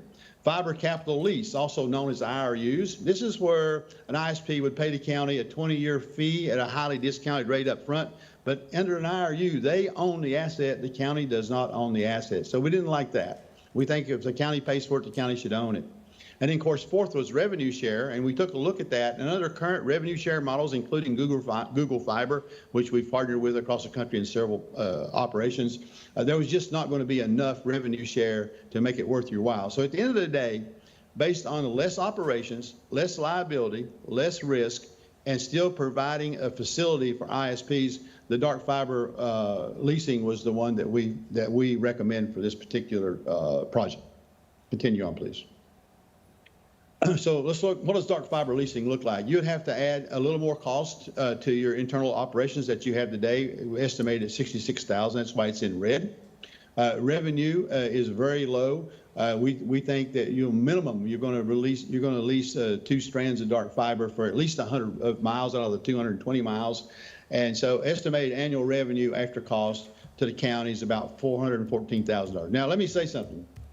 None of these models were about making revenue for the county. All these models are about providing services where they're needed for both the county infrastructure and for the citizens that do not have connectivity. However, there is an opportunity, some revenue that can go in the general county fund to do whatever you want to do with. Maybe, and this, by the way, this also includes taking out reserves for future. So under that dark fiber model that we recommend, if everything comes to fruition, it would be about $414,000 per year surplus money that would go into the coffers. And remember, the ARPA money, as we all know, never came out of the budget. It was federal funds that are not locally taxpayer supported. Continue on, please. So lit fiber revenue model, this is the one that we also don't recommend. At the end of the day, you would make more money, about $724,000 of excess revenue. But like I said, we don't think it's a good model for Escambia County, and we think it puts too much stress on the IT department. We also think that's more liability, and you also have more acceptability to failure with your ISPs, and we don't want that. But it does give you the most revenue. Next model. And so, by the way, many of our clients have done the lit model, like Lakeland. Many of our clients have not. It really depends on what they want to do, how much they want to take on. The wireless is an option setting here, and the reason it's an option is because we weren't sure if you want the wireless that we only put it out there for a reason. It's fast and cheap to deploy, and you still get 150 down and 25 or 50 up. So it's not like it's good broadband, but it's not fiber. And our idea was if we made that $500,000 investment and did that now and connected those to the fiber network, over time, more and more fiber would be built out into those areas, and you could decommission the wireless and go to all fiber. But this was to meet that mandate of fast and quick and cheap. So under that model, if you did deploy that, you would get a revenue fee from a WISP, that's a wireless ISP, that wanted to operate that for you and do the retail sales. You would end up with about $234,000 of access revenue that would go to the county coffers once you deployed that. And that would be charging $60 annual for each one of those would go back to the county from the WISP. All WISPs that I've talked to are more than willing to do that, to get access to that marketplace if you provided the tower space and the electronics. Next, please. Annual revenue and savings. This is the county itself. Right now, today, without any increases in expense or adding any more facilities, you're at $676,000 that you're paying for facilities today. So you'd be saving that money. There's a dark leasing revenue that we talked about with 414. Total estimated annual savings and fiber revenue after you take all the expenses out is about $254,000. So it's about $250,000, but you end up providing great facilities for everyone. Over 20 years, you get about $5 million back roughly. Now, you got to remember, over that 20 years, if you did it yourself, there would be no rate increases that would be coming to the ISPs that you're going to see going forward. And also, as you increase your demand for bandwidth, that's going to increase your costs. Here, you've got all the bandwidth you'll ever need without really increasing your costs, except employees' costs to their regular salaries and benefits that always go up every year. Continue on, please. So final deliverables that we brought to you in January of 2022, we completed a detailed design engineering and complete construction package, and Chloe's going to give you, if you have time, go over a little bit of that with you. We delivered, again, that shovel-ready package so that when you go out for those funds, whenever Florida deletes them and you want to fill out your application, you're ready to say you're shovel-ready, and you can show all the assets that you've paid for today to be ready to go. We delivered a complete bill of material, everything that you would need to build this network, including their specifications that you should require the contractor to do, has been delivered. Updated construction costs based on the current market conditions, as we said, through the inflationary and adding different segments to it. We did a business plan with a step-by-step operations plan, not just a business plan, but how do you operate it? There's a complete operations plan that's attached to the business plan that tells you all that. We also helped coordinate with BART. All the efforts, and Cole's team has been working hand in glove with FDOT to provide joint use of trenching for those 42 miles, and he'll show you what that looks like, to be able to save money on this network as it is constructed. We also coordinated with the city of Pensacola to talk about where they would want their access points if they wanted to meet onto the greater Escambia County and expand that fiber into their marketplaces where they have needs for themselves. We outlined all the grant fundings and opportunities are waiting for that $400 million, and we're waiting for the rules to release. We know some of the rules because they have to go by federal guidelines, but Florida can add separate rules on top of that. We don't know what those are yet. And we have already provided you sample construction RFP. If you decide to construct this, we've given you a good RFP platform. And as you go through that, we will help you add exactly specifics to it in the RFP that would make the RFP customized to the way you want it in your county. And we will also help you vet those construction companies if you want us to, and give you a format of how you score one company against another and help you do those evaluations. Again, we are totally nonpartisan. We don't have any stake in any of these construction companies or any of the products that they sell or use. So we're happy to do that. If you want us to, it's part of the process. If you don't want us to, that's fine also. Continue on, please. So what do we think the next steps are? Approve the project funding, which basically you have, at least to $10 million is my understanding. County to issue an RFP for construction project management and construction, because Bart and his team don't have the resources or the bandwidth to do this. Somebody has to manage this project because it's an 18-month build across the county, or at least from 10 Mile Road North. Issue RFP to the construction services to construct this 220 miles or however many miles you want to construct. Issue an RFP for potential vendors, ISPs, that want to come in and partner with a public-private partnership with the county. Issue an RFP to those to respond and decide which ISPs will better meet the needs of the county. issue an RFP for ISPs and large users to lease the dark fiber. The dark fiber can also be leased by companies that say, I got an office in North County, I got an office in South County, I got an office in Pensacola. I want to be able to just to have a direct connection. I don't want to go in the outside world. I want my network to be totally secure. And by the way, I need tons of bandwidth, and I can just lease your dark fiber, put my electronics on it, and do anything I want to do. We're seeing that across the country, everywhere. So that'll be another RFP that we can issue out there for users that want to use that dark fiber. So that's what we think the next steps are. So with that, and I hope I didn't go too fast or too slow, with that finishes my presentation, Bart. Thank you very much, Kyle, for being here with your team and for the presentation. At this point, Bart, you're recognized, and then I'm sure the board members will have questions. Yeah, can we pull up real quick just to show y'all just a real quick snippet of the GIS model? So Cole, if you'll take over the control, just to show them. I just want to show y'all real quick, how much detail is into this.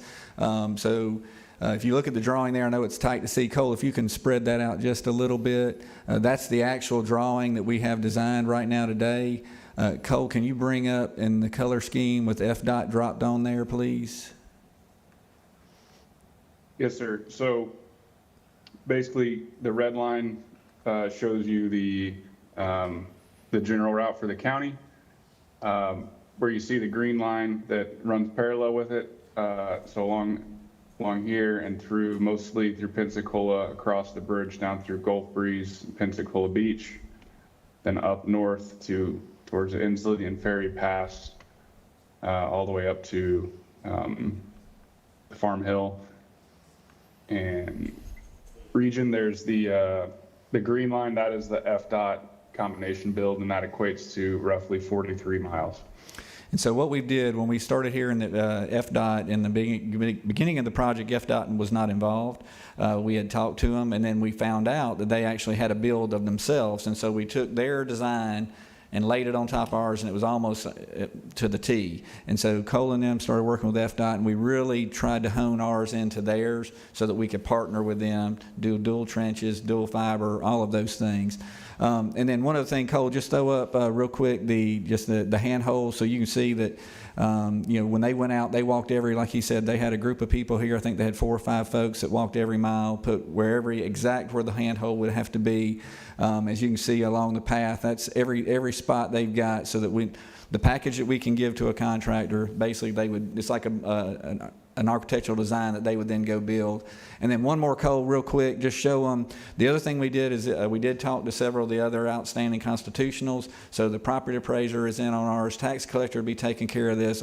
In the build design we've got, the sheriff's offices would all be into this fold. The one we didn't do is the city of Pensacola, because their design was way east of ours.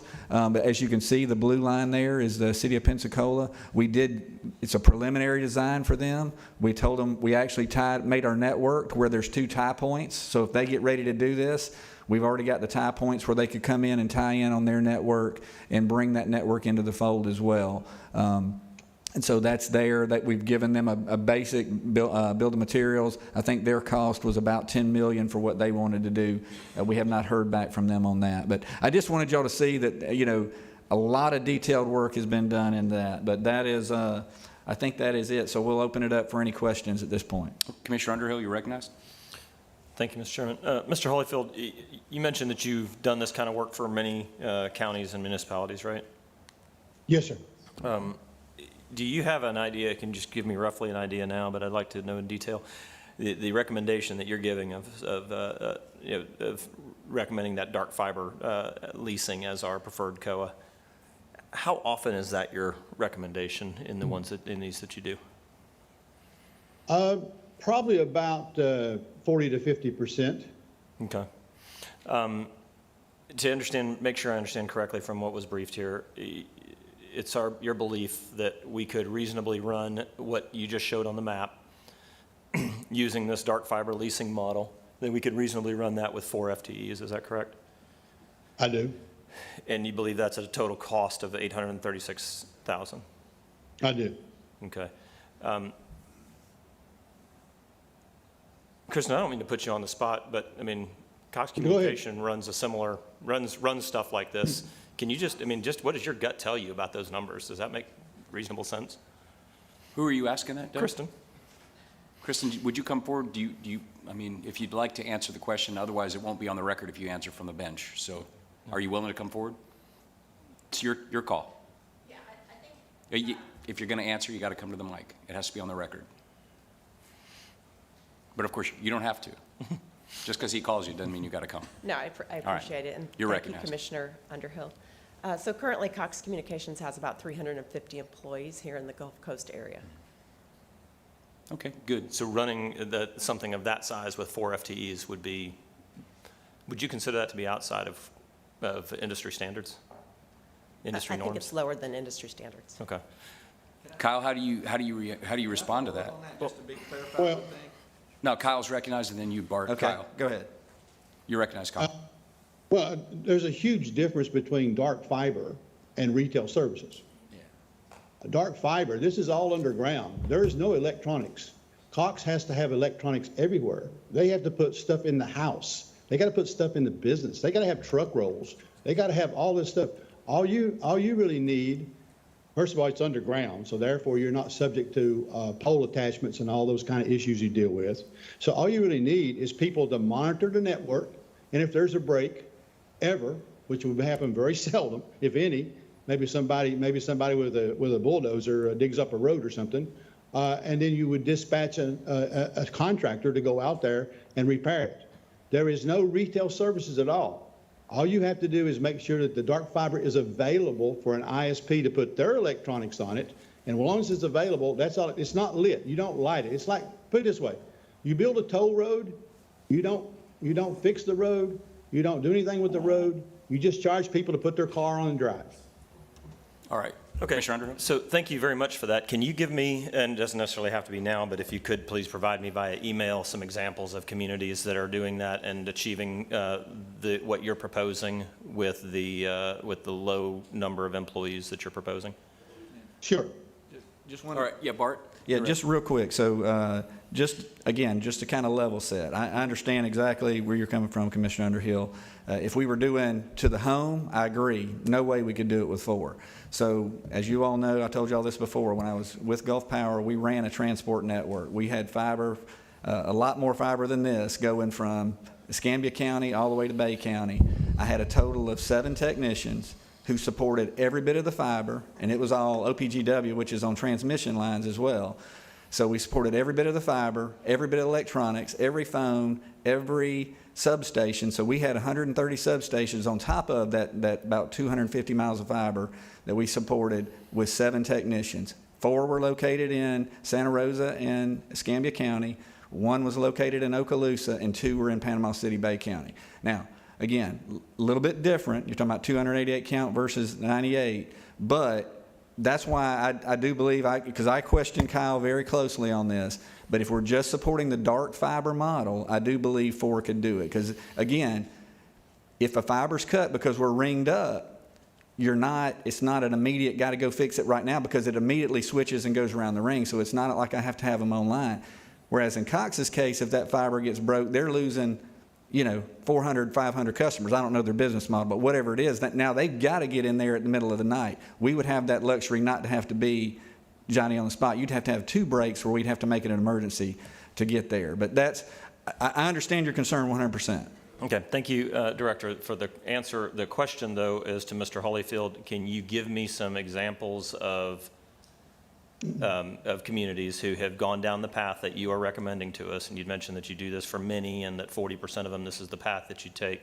I'd like to see some case studies of the choices that they made and how well did that pan out against their expectations. So, obviously can't do it in this meeting, but I'd like to see that if you would, please, sir. Is that a reasonable request?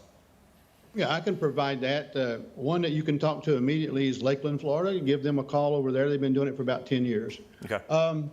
One other thing I have to say, you're only, in the business plan, you're only supporting 2 strands of fiber, by the way, not all 288. So when you look at the business plan, we're talking about leasing of 2 strands of that 288. So you always got a ton of extra fiber available, both for leasing. As you would lease more fiber and get more clients, you would obviously have to increase some head count. But as Bart said, it's not any retail services, and the fiber itself is not lit. But I will provide you more names and contacts, okay? I certainly appreciate that, sir. The next question I have, I appreciate you bringing up the business and funding plan. Looking at your funding, I've actually never seen a business plan that didn't effectively address market risks. And in fact, when I've taken business plans to banks before, the biggest thing that they want to talk about is market risks. What are your, because the risks is where you actually have to challenge your own assumptions. Just doing a quick word search on your business plan, the word risk comes up 6 times, 5 times of which are when you describe the scope of risk. There is no assessment of risks to the business model. There's no assessment of, we talked about how, everything changed in COVID, but in fact, what I'm seeing is everybody's going back to work, everybody's back to school. So there's no assessment of, of the risk of people kind of going back to normal. There's no assessment to the risk of inflation and its impact that it's having right now. And there's no assessment of the risks to this business model with the rapid expansion of wireless options that are bringing high-speed connections to the home, for fairly low costs. Do you feel that that's something that should have been in your business plan? And if so, why is it not there? It was actually in the feasibility study, the outline of risk were in the feasibility study. Okay, those didn't make it into the business plan at all? No, but the feasibility was accepted by the commission. Now, I can pull those out and attach them to the business plan if you'd like, and it's absolutely no problem. Okay. All right. Thank you. The other thing that you'd mentioned was that you felt like this was going to be an 18-month project to put in all that fiber. Is that, did I hear that accurately? You did. And I find that to be very, that would be very impressive, given the rate at which work like this gets done, particularly, I mean, I'm only really familiar with here in Escambia County, although it seems like there's construction going on all over the country everywhere I go. It takes us, that is a very wide-ranging area of work. It is an area of work that crosses over, other utilities, it crosses over railroad tracks and roads. How did you come to the assessment that all that work could be done in 18 months? Based on other models that we've done in other communities, for instance, I give you an example. Like I said earlier, we're doing one in Virginia right now, over spanning 4 counties, 2,000 miles of fiber, and it's a 3-year build. Here's the elements that's going to affect the time frame. Okay, when somebody says 18 months, we're talking about reasonable. For instance, let's say fiber is not available, right? That'll affect the time frame. Suppose labor crews are not available. But then the way you affect the time frame in a positive way is you have several crews working on the project in different areas of the county coming together. That's usually how we would do this. You wouldn't just have one crew building 1 foot at a time. You would have multiple crews. The construction company would come in. They will bid on this. They will have an 18-month time frame, and they will have to bid on that time frame to make that happen. And by the way, can I revert back to the risk a little bit? Yeah, do it. One of the things that's in this model that de-risk it a little bit, a lot actually, is if you do an RFP for ISPs to come on board to use that fiber, you've de-risked a lot of it right there because they've committed to using your fiber. So I wanted to bring that up as a part of the RFP process for an ISP partner. Yeah, and yes, that's great. How many ISPs have rogered up so far? How many ISPs of what, I'm sorry? How many ISPs have rogered up so far? I mean, that's it's one of the things about a market analysis that's always interesting is we say, hey, there's X number of people out there who want to buy a car, but those are all potential customers to somebody wanting to open up a lot to sell cars. But there's not every single human being is going to be buying a car in that year. So, right, I guess I'm a little bit shocked that we're not, if we believe that we've got this customer base of ISPs out there, who is that customer base? And have have any of them committed themselves to this course of action, to being a customer on this? Well, first of all, we know all the ISPs that would be interested in it, and it's probably 10 across Florida and some other areas. All those people would get the RFP and respond to it one way or the other, or they wouldn't. It'd be up to them. We talked to every local ISP. Bart was involved in those discussions. All of them indicated they'd be willing to do something, but they wouldn't, obviously, they could not make a commitment to do something until the county made a commitment, and we haven't made a commitment yet, as far as I know.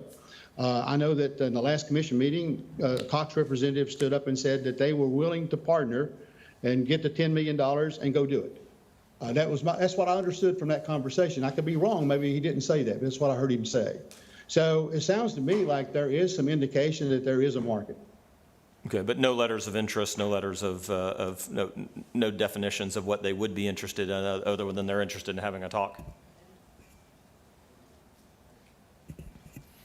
So I can tell you, Commissioner Underhill, that I get a call just about daily from vendors that are ISPs that want to work. I had one yesterday that was very interesting, that would do a full partnership, open access fiber. They would pony up a lot of the money on the capital as long as we ponied it up, and then they would do basically they handle all the maintenance and all the work, but then give us X amount of fibers, and then revenue share with us as well. So that's one, and I've had actually two of those kind of conversations. One was with SBA, was the one yesterday. Another one was a company out of Georgia. So based on what I've heard from just people calling me every day, I think we would have a lot, and again, all the incumbents that are local. I've talked to AT&T, Charter, Cox, Mediacom. Every one of them has said in some form or fashion they would do, when we went out for RFP, they would respond to the RFP in some form. Okay, but no letters of interest, obviously? No, sir. No discussion of... No, I didn't, according to purchasing, I'm not supposed to do any of that about money or contracts, so I haven't done any of that. Perfect. It's just been all phone calls. Yes, sir. Perfect answer. Thank you. Yes, sir. Mr. Chairman, that's all the questions I have. Okay, thank you very much. Any other questions from my board members? Commissioner Berry, you're recognized. Thank you, Mr. Chairman. I don't necessarily have any questions. Just want to kind of reiterate the discussion that we had on Thursday night and, kind of reapproach that discussion, just, asking the board to accept the work product as being done. The presentation was part of the work product. That's good. I still want to go forward with the conversation that we had the other night about dividing the county up as quickly as possible. I want to have, to work with Bart, to work with purchasing, to work with Kristen Hewell about getting an RFP back to the board very quickly. I think we can do something very, very condensed and very simple by saying, any of these partners, this is their business. These things are going on, throughout the country. So these that have, whether it's, regional or national footprints, they're very aware of the grant opportunities that are out there. Many of them are going to be already experienced working with municipalities, working through those different grant programs. So I think from our RFP, from the county's point of view, I think we can be pretty simple and just, state that, look, we're going to set aside, we're going to put the $10 million in. What is your proposal? Put the ball in the court of the private sector to find what their best solution is. And, as part of the RFP that comes back to the board, hopefully again very quickly for us to get out on the street. And I think we can put it out on the street for a very expedited manner because as, Bart and Mr. Hawley both gave information this morning, there's a tremendous amount of the design and engineering that's done. And the one, kind of material change that I have to what's been done, and I do understand the cost and the effectiveness of the wireless solution in the north end, but ideally, as we all know, things, we might not get exactly what we want, but I'm not going to get it if I don't ask for it. So what I want is, I want fiber, and I want fiber to the homes. I want, it's these individual residents, it's these specific locations, these specific geo centers, these census tracts, these areas that don't have access to it. And an eventual solution is not going to be ideal if it still has, well, we're going to do all this, we'll take the 10 million, probably very reasonably 5 million from the state and then possible other grant sources put with private capital, and it's still going to cost John Doe $8,000 to run it 150 feet down the road to their, to get access to their house. plus their user fee. The user fees, that's between from my point of view, that's between our citizens. The federal government subsidizing a lot, so I guess it's really three between our citizens, the federal government, whatever they'll help, and really between the ISP providers. So that's not our thing, but getting that access to it, I think, is in this instance, my responsibility to try to advocate for my folks. So, really the only tweak from what we have here is asking them to have it be fiber and have it be access, fiber to the homes and put it out there and not operate in the vein of, well, I don't think anybody will bid. I don't think anybody will do that. That's not enough money. The partners won't do that. That's not been the gist of the discussions that I've had. I think we are in the ballpark to get what I'm wanting done. I think we are in the ballpark, and I'm excited to see those responses as quickly as possible. Me too. Because we need to be ready to go July 1, ideally. Yep. But I think our partners are ready to go. It's been a very public process we've gone through the last 18, 20 months. So everybody, I think, has had a good feeling that we were going to be doing something, and we were going to be doing something pretty big, pretty soon. And now we're ready. Let's, as long as y'all are good with it, let me work with our folks to get the RFP out. We'll come back to the board to get out, and then, do that in an expedited manner, get some responses back from the private sector. I know we're going to get a handful, and then allow the board to evaluate those, because in the end, we're going to be weighing, it is, obviously the cost part of it is a big part, but, we may, again, we'll see what the responses are. We may end up, evaluating, some substantive differences in the delivery service in the responses. That's possible, but let's cross that bridge when we get to it. But again, I think that's going to be the board that needs to make that decision. I agree. It's wholly ours. And there's not going to be 25 responses. It will be a relatively small number that I think we can manage. So if the board is the majority of y'all are good with that, I'd ask that we move forward under that direction. Wes, I know, understands, or I believe understands the discussion. It's very similar. And if y'all are good with that, I'm good to move on. Yeah, I think we need to do that, and I appreciate the folks being here. Kyle, thanks for you and your team being here. We're going to move forward. I'm going to let Robert speak to this item, then we got to move forward because we're way behind on our schedule. But Robert, you recognized? Yeah, thank you, Jeff. I just wanted to see if, as we talk about focusing on the north end first, and I know it's the residents up there that don't have connectivity, but I also think that it's a huge opportunity for that area with businesses. So I know we have First Place Partners here. Could they just come up and talk about the economic opportunity, about recruiting businesses to an area that would have this fiber in? Absolutely. Yeah, that's. And while Dave walks up, Or if you don't I mind. think Ed might come up and just Who up? I mean, brief. very briefly though, because we're way behind. But I mean, this could put us ahead of a lot of other areas. And Yeah, Ed, you're recognized. Sure. Thank you, Mr. Chairman. And good morning. I think it's still morning. Yep, still is. Okay, awesome. Yeah, obviously when we're out on the trail trying to bring economic development to the area, this is something that's on everybody's list. There's OLF 8 that hopefully in my lifetime will be developed. And, the further north, or the longer this goes, the further north I believe this development is going to go as well. So we would encourage the board to move forward with the plan. And again, I think it'll be a boon with regard to economic development and moving further north, because obviously waters to the south, Alabama, Santa Rosa County, that's all you got left. So again, we would encourage you to move forward with it. Thank you. Thank you very much. Stephen? And I just was going to mention, so Dave Merzen is, and Dave certainly thank State Representative Michelle Salzman, for being here, as well as for her, for her unconditional support over her 18 months in office now, from basically the very beginning of this discussion.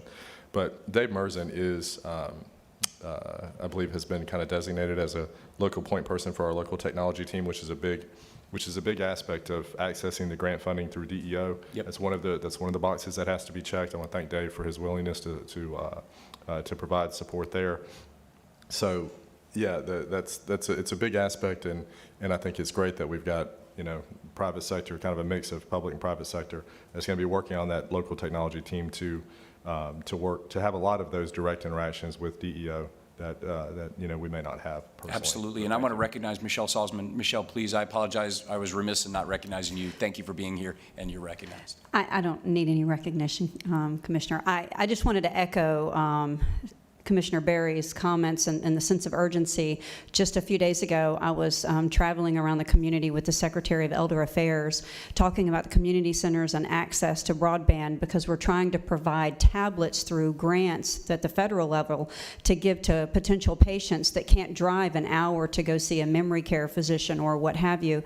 And one of the major components of that is access to quality internet. We can't get reimbursed medically through our insurance companies if we don't have both audio and visual on those tablets. And when you have a low level of broadband or bad signaling, you can only get one component of that. So that's just one little piece of why this is so important to move so quickly and why I've been so excited to support this commission in this. And I just wanted to make sure publicly that people know that the state is behind this. We certainly want to support however we can, and that sense of urgency is really important. So thank you for pushing this forward, and let me know how I can help in any way. Well, here's how you can help. Uh-oh, here's the ask. Here comes the ask. I'm just kidding. And before I do, I want to thank you for yesterday. The TPO put the pedestrian bridge to number 7 on our priority list. Super excited. I appreciate my counterparts on TPO. So Representative Salzman was instrumental in getting that $2 million for District 1, so we're going to get that over the line. But so here's the ask. You heard Kyle talk about earlier the $400 million that Florida has. We're going to commit to some local funding here, but whatever we can do to get that money freed up and get those protocols written up, and because we'd like to utilize some of that money too. I mean, we're shovel ready, we're good to go. So that's my ask, and I know you're a go-getter, and you'll help us. I can call Dane anytime. How about right now? Well, absolutely. All right. All right. Thank you very much. All right. Anything else on this topic?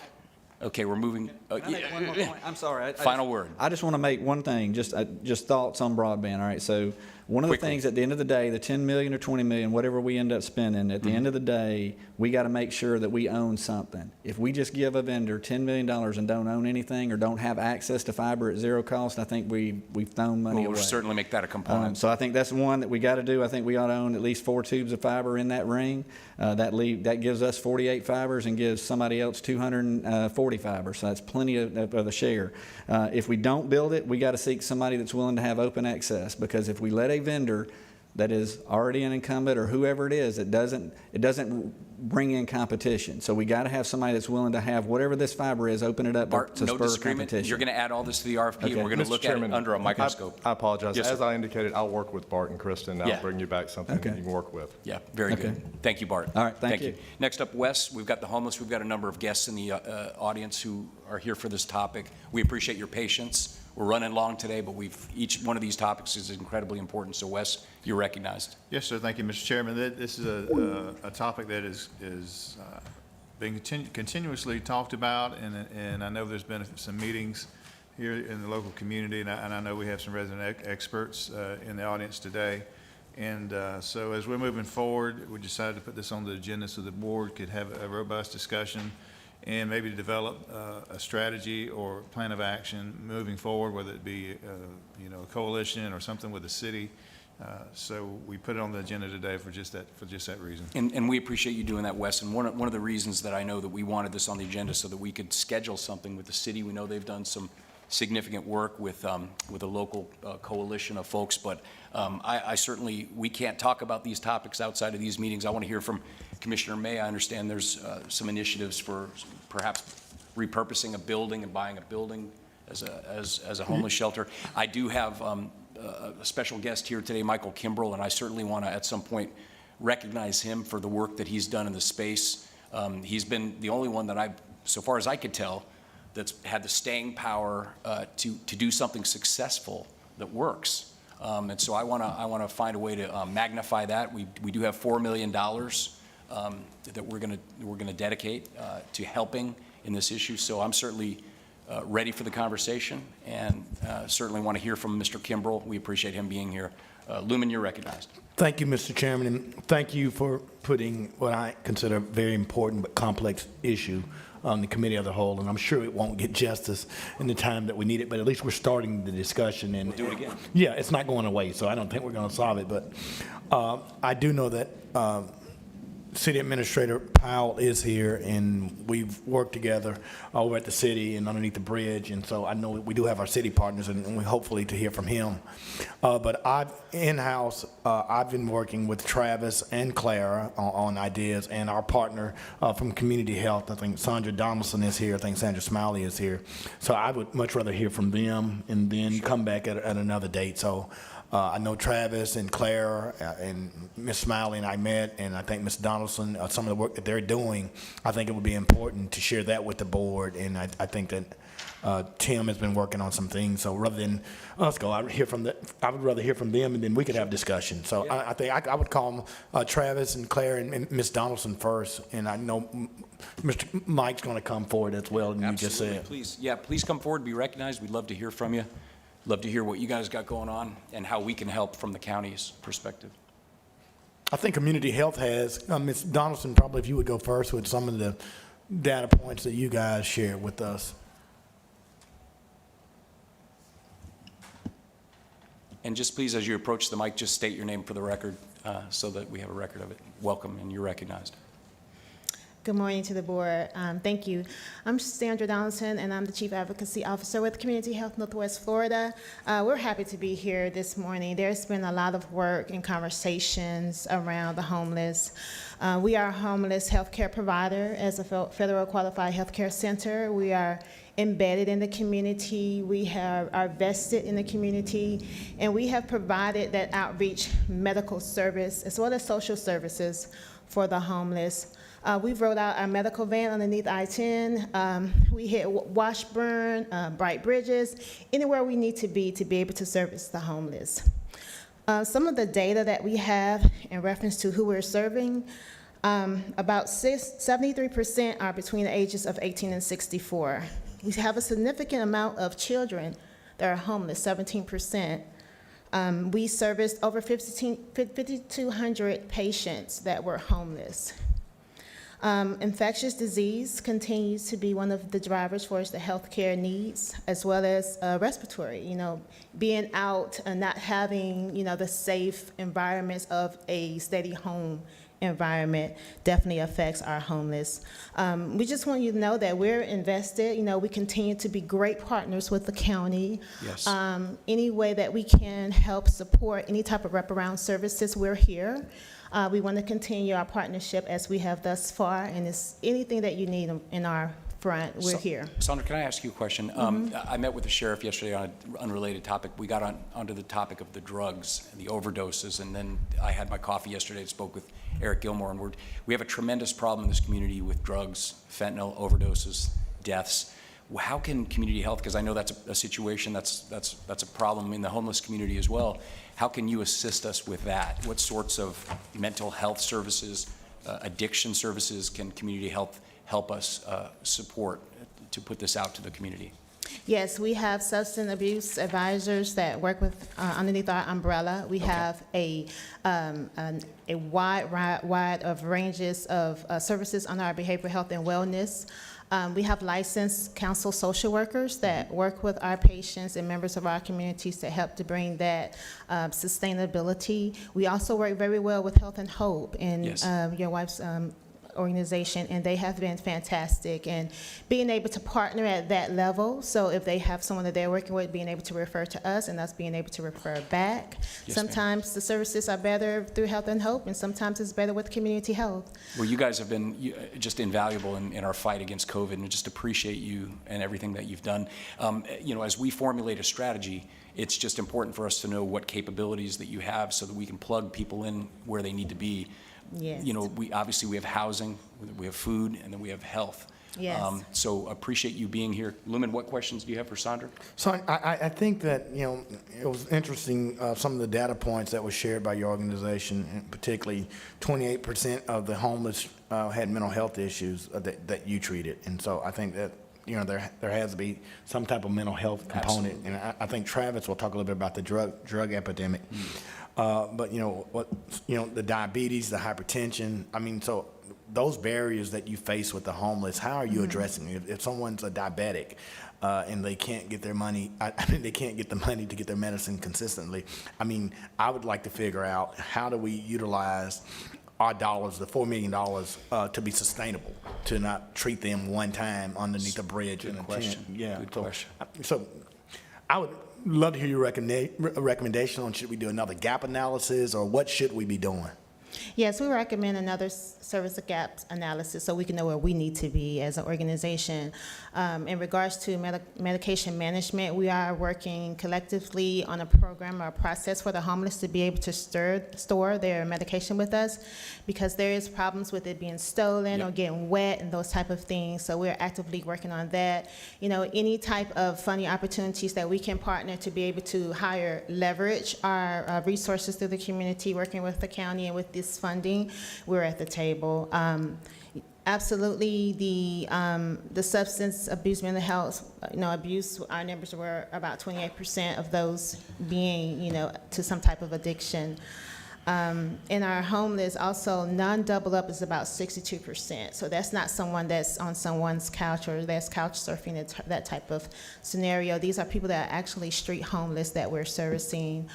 We have our Waterfront Mission location that is right across the street from Waterfront, so we can provide that level of access. So as someone is entering into those services, they can in turn have a medical evaluation, and then we can determine what type of chronic disease and get them diagnosed and manage their medication, as well as, look at the long term. Let's get them connected, holistically, from the mental health to behavioral health, socially, and find that foundation stemming from healthcare and being able to let that be the root of, the answer to, homelessness, and being able to first get them healthy, get them off the street, and then whatever resources that we can provide for them we're absolutely here to do that.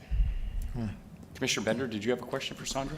Thanks, Ms. Donaldson, I appreciate it. Actually, I just wanted to go off of what Lumen had talked about. So I just pulled up our EMS dashboard. I think it's great, and we are tracking overdoses on scene. So Yes. last week we had 43, and we're up to 558 that EMS has responded to this year. So actually, 43 is, it's what, 1/12 of the entire year right there in that week. So It's a big problem. Sounds like that's about our average then, being 12, 13 weeks into the year. So, And they're dumping people at the hospital, just And dumping them. exactly, and Robert, just to comment, as Commissioner Bagash says, we don't get enough often, we're not able to talk. I'm sure they'll go right about it. But I think that homelessness is not a standalone problem. I think, we have to look at it, comprehensively. Whether it's drug addiction, it was alarming to me about the drug epidemic, and I think Travis will speak to it when he comes. But if a person becomes an addict, an alcoholic, and they become homeless, there are opportunities for prevention. And so not just leveraging the $4 million that we have, but, we have the opioid money. And so, I don't want silos. I think that it's important, as you said, have this meeting, get with the city, with Pastor Powell and community health, and how do we take a comprehensive plan to say, even if we reduce the amount of clients or participants we address, but it's more impactful to get people from homelessness to whatever it is, whether it's home ownership or whether it's mental health counseling, whatever. I just want, for me, Jeff, I want to support a program, and I'll follow your lead, and Robert, you were talking, and I turned back to Jeff, but on something that's measurable. Yes. You know what I mean? Just housing someone without giving them the skill set to house themselves is just perpetuating them to be homeless once again. It's what you said about sustainability. It's right. It's biblical. You teach a man to fish, you feed him Amen. forever. You give him fish one day, you feed him one day. Appreciate it. Travis, I'm going to bring you up next so we keep the conversation rolling. Thank you, Sandra. Yeah, sorry, Jeffrey, Sorry, just real quick, just to put it in perspective, 43 last week, we had 25 cardiac arrests, we were on scene for 61 motor vehicles. So to think that it's Number almost- three. We Number two. numbered, it's number 2, but, I don't know about the other calls, but of what we're tracking, to think that it's almost as common as being on scene for a traffic accident. And here's where it gets worse, because I had Eric Gilmore on my coffee yesterday, and it was incredible. The other, one day last week, before 9 a.m., our EMS units responded to 3 calls for overdoses. So if you're the guy having a heart attack or a stroke, and you've got 3 units deployed, it might take a few minutes longer. That's that's what we got to be talking about. Yes. It's just sucking our resources away. So we got to attack the problem. We got some money to attack the problem. A large part of the problem, I think, is in the homeless community, I believe, or at least a portion of it. So appreciate that. Travis, why don't you come forward and talk to us a little bit more about what we're seeing out in the field with these overdoses? My understanding, it's this powerful fentanyl that's being manufactured in China, coming through our porous southern border, and now it's impacting Escambia County. That's what we're hearing from law enforcement. Mr. Chairman? Yeah. Can I just, Robert, and the reason I said we have to address it holistically, because you think of the stress and pressure on our EMS and our public dollars of making those calls, because many of those are uninsured calls. Of course they are. For Yeah. that. Well, I mean, not to derail us, but again, it's just like saying tiny homes aren't going to solve homelessness, right? I mean, and that's going over to Tallahassee and seeing, I mean, some of the talks we had, I mean, yes, they need a place to stay, but that doesn't mean that giving them a tiny home is going to solve the addiction problem that they have, or Correct. the other problems they have going on in their life. It's treating a symptom. Well, I know firsthand what addictions, they'll make you do crazy things. Yeah. Travis, tell us about what you're seeing. I'm Travis Tompkins. So obviously my daytime job is emergency management, but my wife and I's passion is homeless ministry, and so we've been involved in this for quite some time. One thing that's overlooked, though, over and over again is families that are homeless. Yeah. So we've got families living in cars, we've got families living in motels. If a gap analysis was done right now on homelessness, I can guarantee that would be high up on the list of services that are not provided. We don't have any resources for them whatsoever. We don't have any bridge housing. Bridge housing being, okay, families, they've been kicked out of their house, they're now homeless, they're living in a vehicle, some sort of temporary stay to get them stabilized, to get them into a more permanent housing. Did you just say we have nothing? We don't have anything. Nothing. We don't So have the only anything. option is they're sleeping in their car. Sleeping in a car or going to an organization to try to get money for a motel room. I mean, that is basically, and as this is just getting worse and worse, we're going to have more and more people with kids that are homeless as the economic conditions. I mean, things are getting better in the sense that jobs are more available, but rent is skyrocketing. It sure I is, mean, it is absolute, and that's making it to where it's very difficult for people to stay in their Travis, homes. let me ask you something. So I know that we're a very generous community. Someone was telling me 6 of 7 days you can get 2 hot meals a day from our multiple faith-based and community organizations in the greater Pensacola area. And I believe there used to be a street guide that was distributed. There is. That would list these places. So what are other places doing that we're not doing? I mean, you talk about families and we have nothing for them. What's Tallahassee doing? What's Jacksonville doing? What are other places doing that we're not doing? Because that sounds perfect, like a perfect allocation of some of this $4 million. Well, I can kind of speak to that. So are you familiar with Family Promise? Family Promise is an organization that assists homeless families. And so Family Promise it's a national-wide organization. I think there's 40-something affiliates in Florida. We have one here that has started. Okay. And the beautiful thing about that is they're actually partnering with United Ministries, which is another well-established organization that helps homeless families. They help with utilities. They help with many, many different things. And so that's really starting to get off the ground. But that's something that I'm hopeful for in the future, that is something that will be a resource for families. But the other thing that Commissioner May touched on that is extremely important is the supportive services that we need to look at. So case management for families so you go in, just like you just said, you go into a house, but you didn't address what the issues were that got you into homelessness to begin with. That's why you got to have that case management follow-up to make sure that they are sustainable and that they can stay in that house. But Travis, and I don't mean to interrupt you, but doesn't that require buy-in from the individual? My understanding, John Johnson, Opening Doors, don't they have a database? It's my understanding from watching one of his presentations that they attempted this, exactly what you're talking about, so that the folks that they serve, they would kind of know where they're at on the continuum toward getting back into normal society. So I don't want to speak for John, but I will say that what happens is that the caseworker type position is a low-paying position. Of course it is. And so you have a lot of turnover with that. And so it is, I think he's doing the best he can probably to keep up with trying to case manage that, but I would say that's probably a challenge. That's on my list of things. What else do you got for us? Substance abuse treatment and and mental health treatment. That's a biggie. But I want to tie this up though with the drug addiction leads to homelessness. And so if we can talk about just some of the numbers here. Thank you, Commissioner Bender, for bringing up the EMS dashboard. That's something that's it's crucially important. But so this is information provided by the Florida Medical Examiner's Office, the 2020 annual report. Between 2019 and 2020, the District 1 medical examiner officer saw a 60% increase in prescription drug deaths. Yep. Meanwhile, the District 14 medical examiner office is just next door, saw a 0.7% decrease.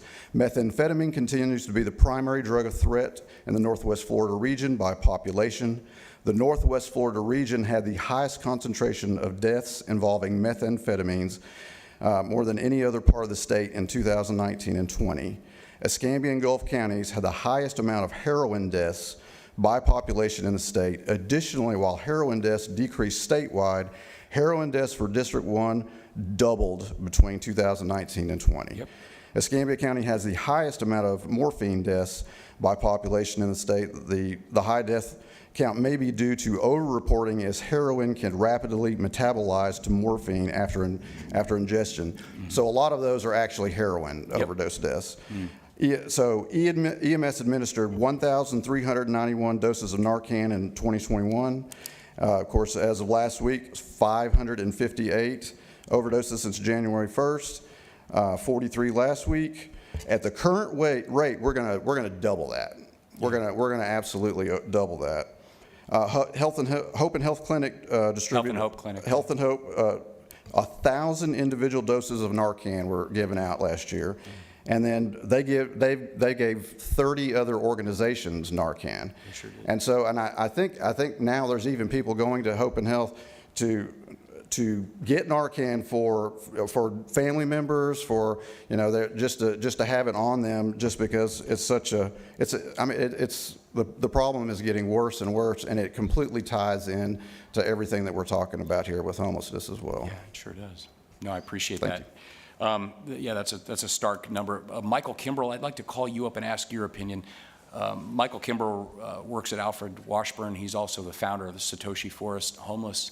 And, over the years in speaking with him, I really think he's the expert in this community. I hear about other people, they have titles, they run. This is the guy that's done it in the field. So, Michael, what is the recipe? If you had $4 million today, what would you tell us to do? How can we spread that money out and help people like you've helped people? Okay, so Michael Kimbrell. I would say I'd like to start by saying that I am, while I appreciate you calling me an expert, I think we have a lot of experts in the field. This is a very vast area of expertise, I guess. And so very similar to like lawyers or doctors, we have people that specialize in specific subjects. And mine is street level chronic homeless. But talking about some of the other things y'all have already heard, I would yield to the expertise of people in those subject matters. Given that, a lot of my success comes from volunteerisms because of our volunteer staff, both at the Alfred Washburn Center and with Satoshi Forest. We are able to keep a lot of costs down by not paying anybody. That also comes with a whole mess of problems because we don't pay anybody. And so it has its pros and cons. I think that on our end, the grassroots community that is really the boots on the ground with homelessness, they are worn out and they're tired and don't see a whole lot of support. Whereas we see a lot of the larger nonprofits get support from the county and whatnot because we have because of the nonprofits and being able to have all the paperwork and have a staff that can apply and write proposals and grants. Whereas the grassroots community, we have a lot of just like, let's put our boots on, let's get down here and get dirty. Michael, let me ask you something, because I'd like to find a way to channel money down to those people who are doing the work. Yeah. Could an organization like Alfred Washburn be like the receiver of some funds, and then you could distribute to those people who may not necessarily have? I mean, I'm just trying to work, because we have accountability for the money that we give, and Very understandable. Yeah.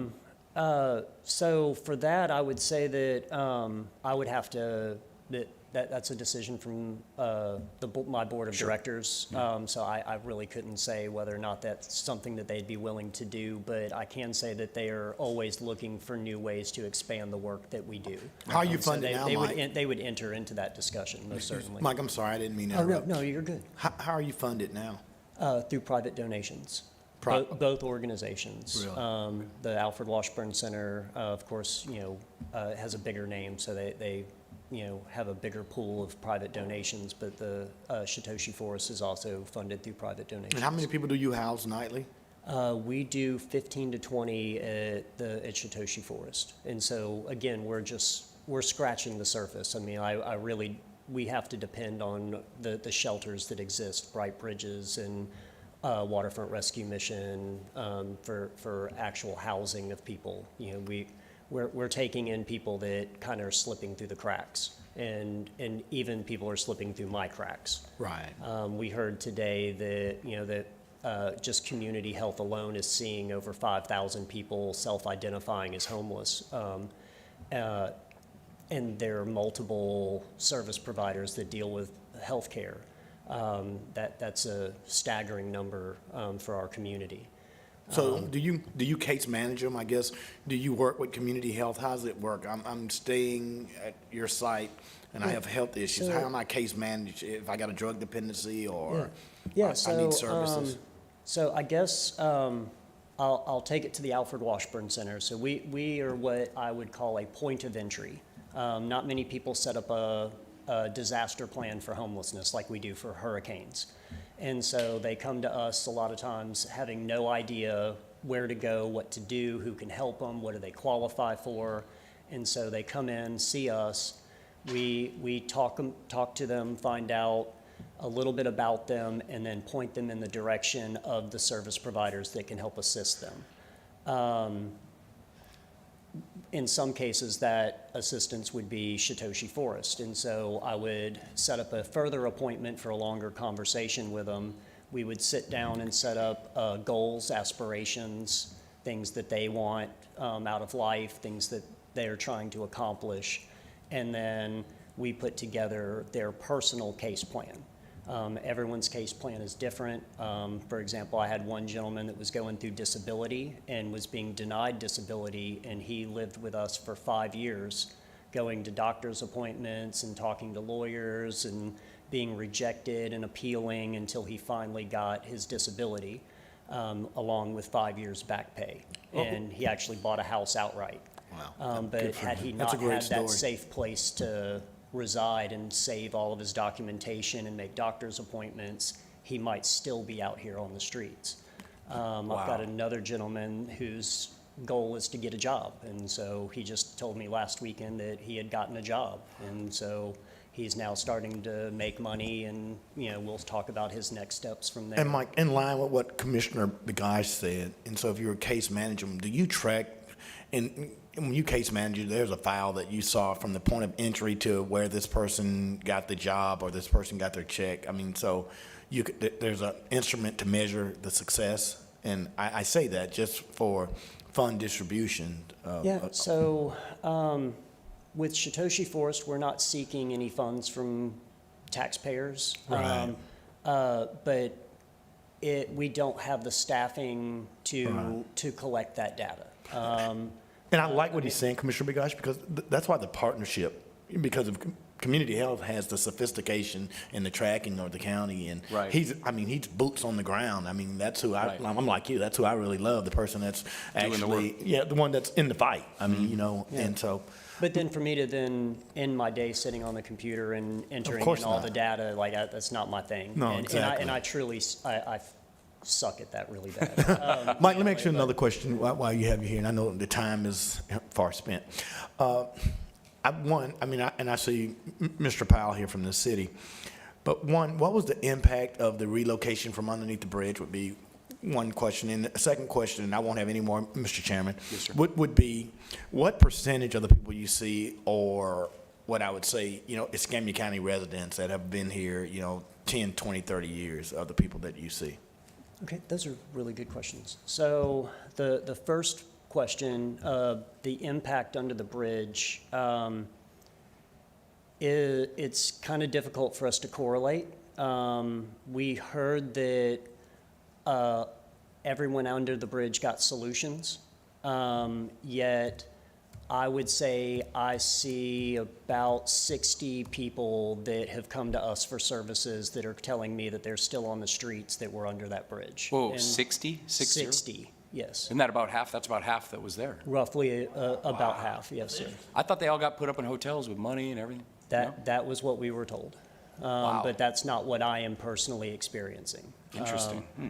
And I think you can reach out to law enforcement because they've come to me telling me that their experience has been the same as mine. And so the Escambia County Sheriff's Department has also seen the increase in encampments in the county. To the second, could you repeat the second question? Like, it was a really good question. Yes, sir. I'm sorry. I No, you're apologize. good. I was just asking, what percentage of people that you serve are longtime Escambia County residents? I would say the majority. Most of the people that I work with tell me stories of Pensacola's history and things they did and people they went to school with, and a lot of them have known each other growing up and going to school together. So we see generational poverty leading into homelessness. And they all grew up together and all fell into poverty together. But they also are a community, and they stand together, and they help each other out and work together. And so there's beauty inside of all the ugliness as well. But I think you were asking more like how the county could kind of join forces with the more grassroots community.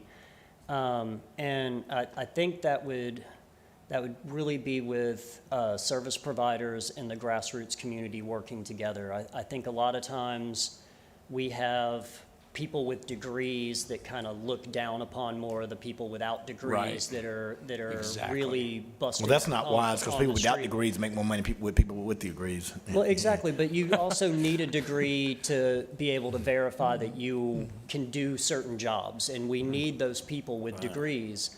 But we also need the grassroots community that can wiggle into those spaces that nonprofits have more bureaucracy that they have to move through, and how we bridge that gap to work with the grassroots community and the service providers to really have that cohesiveness that we need to work together as a team. I think a lot of times we say that we're doing that, and then we go back to our silos, and we're not doing that. Everyone's stovepiped, everyone's doing their own thing. I remember when you came out, we had the fire in my district, and you were so kind to come out, and I remember our discussion, you said, well, this is a different population, but you took your time to come out to District 1 where we had a fire that almost consumed a subdivision, homeless encampment. But you're going to be hearing a lot more from me. I'm going to lean on you, and I see Vinny Wibbs here. He's done a lot of work out, and I'd love to hear from you too. You're here. I'd love to hear from you. But I agree with you. We've got to find a way. If we've got this money, like Commissioner May said, we've got to make it sustainable. We got to teach people, get them up, on their feet. We got to work together, and that includes the grassroots people. And I think you're going to be, if you're willing to do it, you're going to be an integral part. Because when did Satoshi Forest, when was that founded? 09, 08? 2013. 13, okay. I just remember on the school board, though, I remember hearing about it. So you're coming up on 10 years. You did it yourself. And you graduate people out of that, right? I mean, they stay there for a time, and then you move them forward. I'd like to find a way to scale that program up, because it works. And you do it on the right, budget, right? Because we've got a budget. How many Satoshi Forests could we build for $4 million. How many Satoshi forests? A lot. So with our mortgage, portalets, garbage pickup, and running water, we are currently at about 15,000 a year. Wow. I mean, but those are our only expenditures. That's what I'm talking about right there. Yeah. Because I don't want people drawing big salaries, run around with fancy luncheons. I want to put the money into the field, right, Lumen? I agree. We don't I need agree. banquets. We don't need fancy titles, right? I want to put it in the field to help people. So I appreciate you being here. Vinny, do you want to come up and talk about your camp? And Jeff, and I know we're going to have another discussion, but thank you for saying that. Yeah. I'm interested in money going, as you Directly said, to the to the people that need it. And I think that we have an awesome opportunity with what I call this stimulus money that we're going to have on the $4 million, but to have sustainability. And as So we important. fund outside agencies and people coming forward, if you're going to take our funding, or if you're going to take opioid money, you have to be a part of this plan. And I think Yes. that this is time that we partner and have a comprehensive plan to address the whole need. Sustainability and accountability. Yeah. Something you got to measure. You got to measure the outcomes. Vinny, thank you for being here. So how's your camp going over there on Maxwell Street? Where is that? Vinny Wibbs, Executive Director of Reentry Alliance Pensacola, and I'm really, I just saw it on the schedule, and I thought I'd come down. I'm glad that you've given me the opportunity to talk about a couple of things. Let me first address the people that were relocated from I-110. At that time, there was about some numbers between 120 and 150 people. I was told 120. A good number, I Okay. think. It changed, and the longer it dragged on, the more people were coming in there. I think the person that relocated him is here, and Pastor Powell. He probably could give us the exact number. Right. He was over that operation, so I'm sure he could answer it. Anyway, that probably only represented about 10% of the homeless people in Escambia County. That's what I've heard, You yeah. know, the Opening Doors runs that point-in-time count like that. And so as you move some of those people out, those people also got dispersed to a number of different locations. Camp One, which we call a safe outdoor space, we actually opened up directly behind the property Pathways for Change over on West Moreno Street. It currently has about 32 people that are there, and those people are coming and going. We have 2 case managers that work with those people with the idea that it's a transition. You're going to move them from that to some place, ultimately to supportive housing, but some people actually get moved to homes, to places outside the county area. The question came up is how many of these people are really from the Northwest Florida area, and by far the larger percentage are from this particular area, but there are some people that just ended up here, and so sometimes the least expensive, fastest way to get that issue resolved is to get them a bus ticket and send them back to their family in Atlanta, Georgia, or wherever it may happen to be. And so Let me That's ask you a fine. question. I don't mean to interrupt, but this is a very important topic. We got to figure out how to spend $4 million. We're not going to waste it though. So Satoshi Forest has 15, roughly half of what you have, but they spend about 15 grand a year total. How much are you spending for 32? we got an allocation from the city of Pensacola for $42,000. Wait, say that again, 40? $42,000. Okay. And the majority of that goes to things like the washing stations, the porta potties, but we have 2 full-time case managers. Okay, so that's where the salaries. They were originally the volunteers. Okay, well, no, I mean, you got to pay. You've got that. Yeah. We have, besides that, as a result of some of the CARES Act funding, we opened up a 52-bed women and children's shelter in property that we leased from the Salvation Army. How many people are in there right now? The last count I got was 46. Okay. And what about individuals. families? Do you- Women and children. Women and No children. band, just women and children. Are you filled every night to capacity? Not completely full. It's what I would call effective fullness, because you try to give each family a little bit of privacy. And so the number of beds that you've got, we have 52 actual beds. And no charge for any of these services? No charge? No, not quite. If they can pay, there's a charge of $10.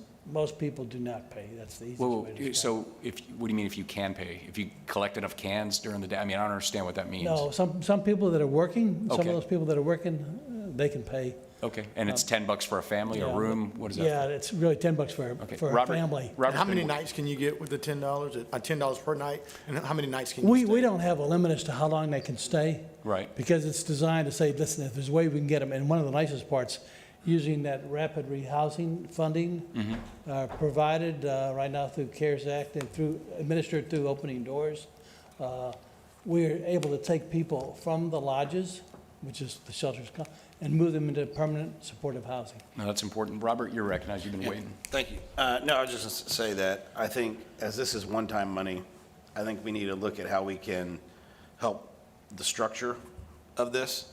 I don't think it's something that I know we're going to be able to support it in some form moving forward, but to think that it's going to all be on us to fund it every year, I don't think is realistic. So, so when you talk about salaries and things like that, I'm looking at what infrastructure, what can we get set up to use this money, and then allow those entities to case manage, to operate them. Yeah.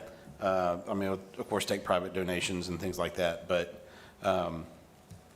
just want to say that. I think that's where this money needs to go. If I could just talk about one thing. Yeah, please. We find ourselves in Escambia County in kind of a unique position because we have a number of existing organizations. Yes. And we talk about Satoshi Ford, but we talk about Opening Doors. We've talked about Bright Bridges. There are a number of organizations that have the ability, have the experience, and have the staff that can provide it. The one thing that we have not had a lot of in the past is adequate funding. And right now, we have the benefit of having some funding that could be dedicated to this. And my recommendation, as we talk about it, is to take advantage of those organizations, and there's a plethora of them. Sure. But take advantage of those, get them properly funded. They're the ones that know how to account for the funds to make certain that we get the biggest bang for the buck. We talked about motel, it mentioned, and right now, we are participating through City of Pensacola with, they allocated a total of $180,000 for motel. That money goes fast. I know. I'm not going to support that. Yeah, I don't want to waste money on motels. No. You're far I'd rather better off. how many Michael, how many Satoshi forests could we have built for that 180 grand that we burned through already? 15 grand a year? I'm not going to burn through money. I'm not going to support that. It's hard. Because, And Mr. Chairman, and Mr. Williams, thank you for your great work. thank you. Thank you, buddy. Before you, I wouldn't tell him to stop. I just had a statement to you, Mr. Chairman. Yeah. And what I'm saying is, I concur with Claire and Travis and Sandra on the gap analysis, because we should seek to find out where the funding is. Where are they being funded from other agencies, and how do we enhance that to bring about sustainability? Right. And I think that's what the 4 million has for me. It has to go to people that are doing the work now. Absolutely. And let's And get it enhance done. it and make it good for everybody. Right. No, and so, that's, and I don't mean to cut you off, Rob, but that was where I was going. We are not, you're absolutely right, we are not the only funding source for homelessness. And it is a national problem. And so, we have to make sure that we're leveraging every dollar that we can. And people that have from private dollars to state dollars to federal dollars to our local dollars, how do you leverage those dollars to maximum capacity? Yep. And I think that's why you have to have, my personal opinion, where we want to go, you have to have someone from our staff as a county. It's not, we got to work with the agency. Someone has to wake up every morning addressing homelessness and making sure that we collaboratively get all these organizations together, rather than us just write out checks to give somebody. No, I don't disagree. We've had some of the greatest economic times of all times. We still have homelessness. Yeah. Homelessness has been. It seems it's getting bigger. Yeah, it was a discussion, because it becomes, we get funding, we get some stimulus money, we give it out, and then 180 grand to the motels. Gone. It's all of our problems. So that's why it's important to work. I hope we at least got a discount. Do we get the AAA discount on that 180 grand at least? on the motel rooms? How much do we look at?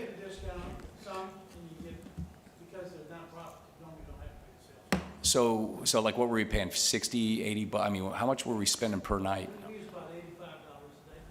We definitely know this time, let me just say this, I've heard an awful lot, it's spring break, it's Yeah. the start of the season, and so you're actually talking trying to send it to the least expensive motel right now. Wow. I'm sure they love it. I mean, you know, but wow. I mean, you talk about no sustainability at all, though. That's an unsustainable, I mean, I could see if it was, you know, I don't know. Robert? Yeah, Vinny, sorry, real quick. I just want to clarify a statement that you said about sometimes the best thing for these people that aren't from here is to put them on a bus ticket back home. There you go. And I want to talk about the difference in that, though, is that is true. We're not, but the idea is that you make contact with someone there. That's where they have family. That's where they have, and I understand sometimes those family connections have been strained, but still, that is typically the best place for them to try to get help is with a support network.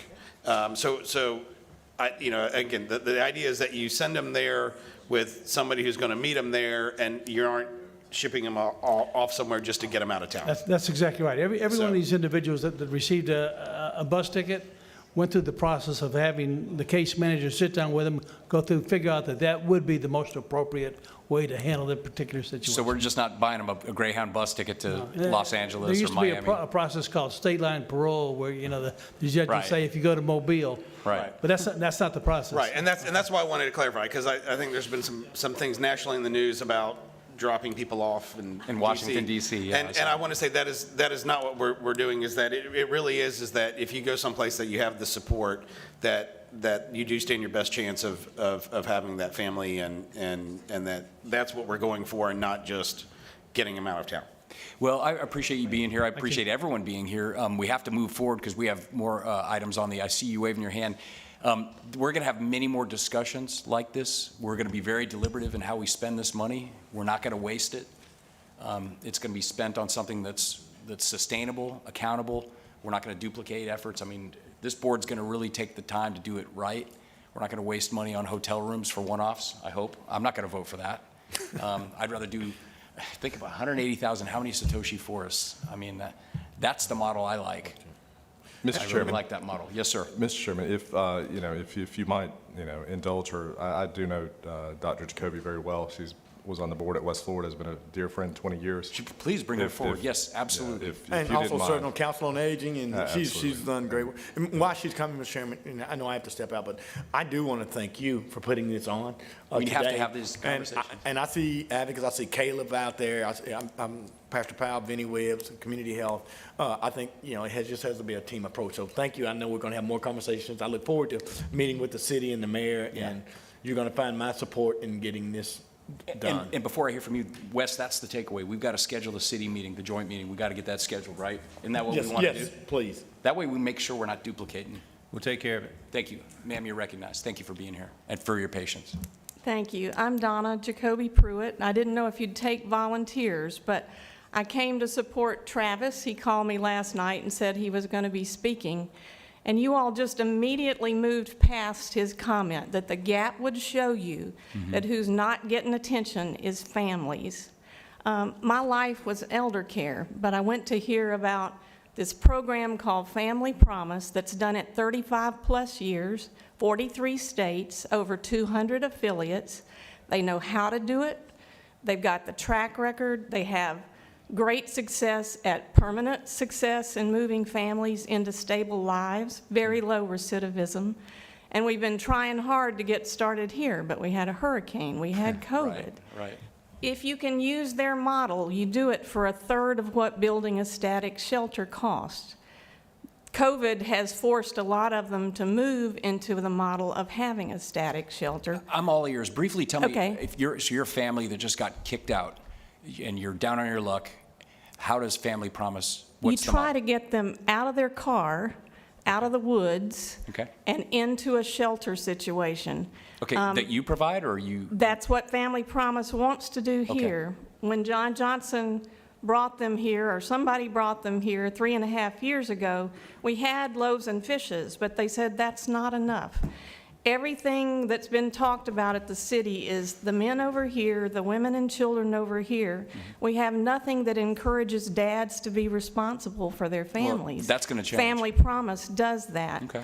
And they offer case management for up to a year, talking to other affiliates in the state. It takes that year for them to get stable. but a huge amount of their success is based on high use of volunteerism. Yes. That's how they keep the costs down.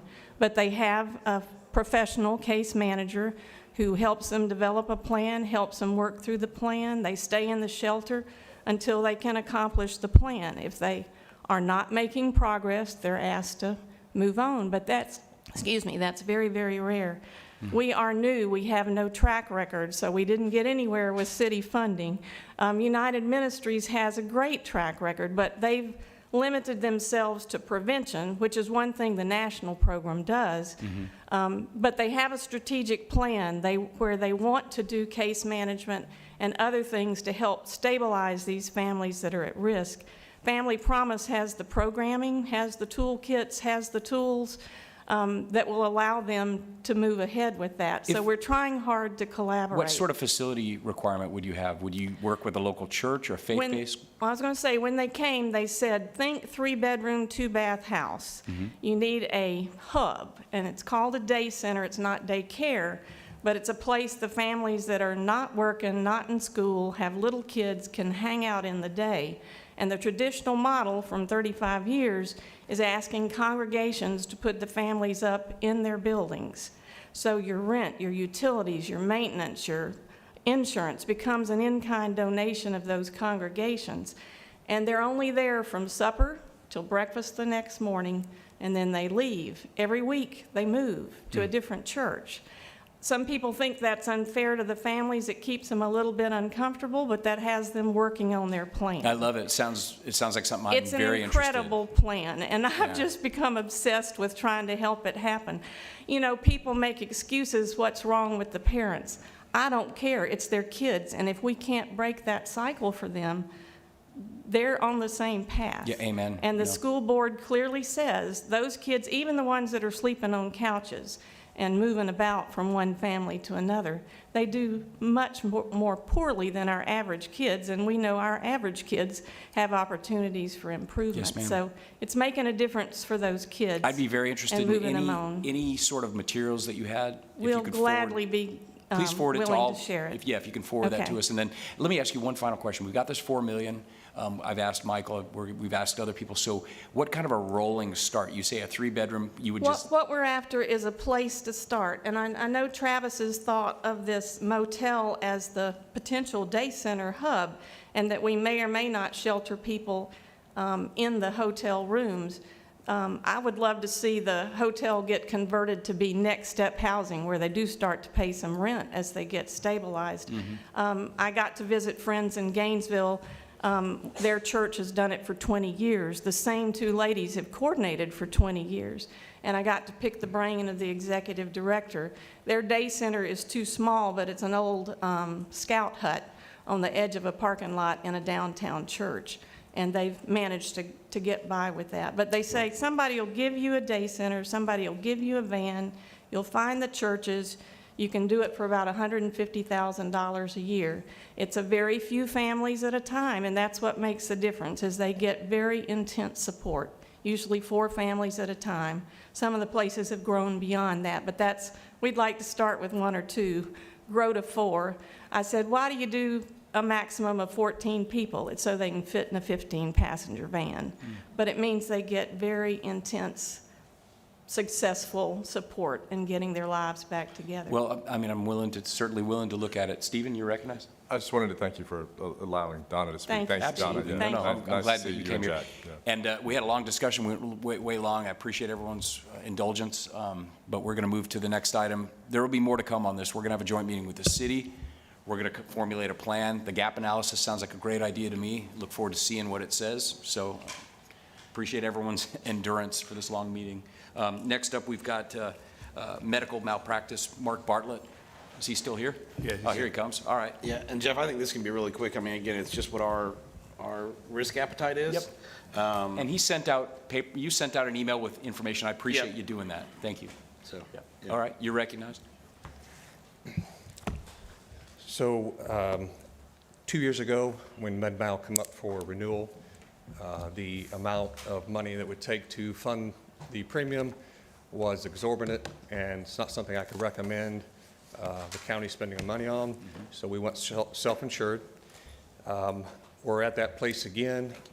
Although the premium has come down, the deductible for each claim went up to $250,000 per claim.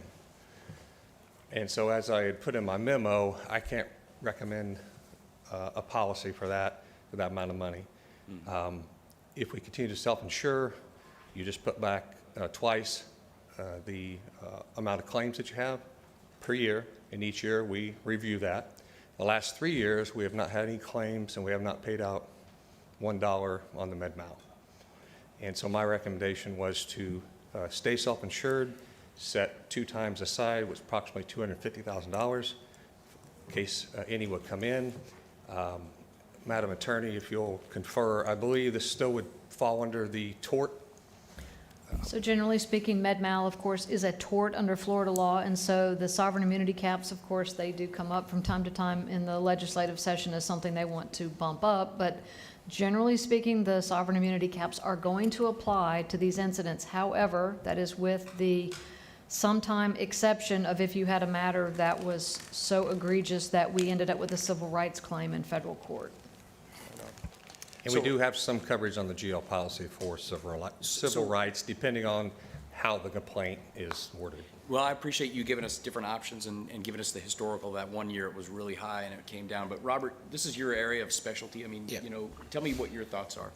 I think when I first got on it in 2015 or whatever, it was $7,500 was the deductible, and pricing was a fraction of that. So, again, I think if we're doing our job managing it, it of course reduces the risk. I know that $250,000 SIR is a lot more than what we have on any other deductible, and the price of the premium at $280,000.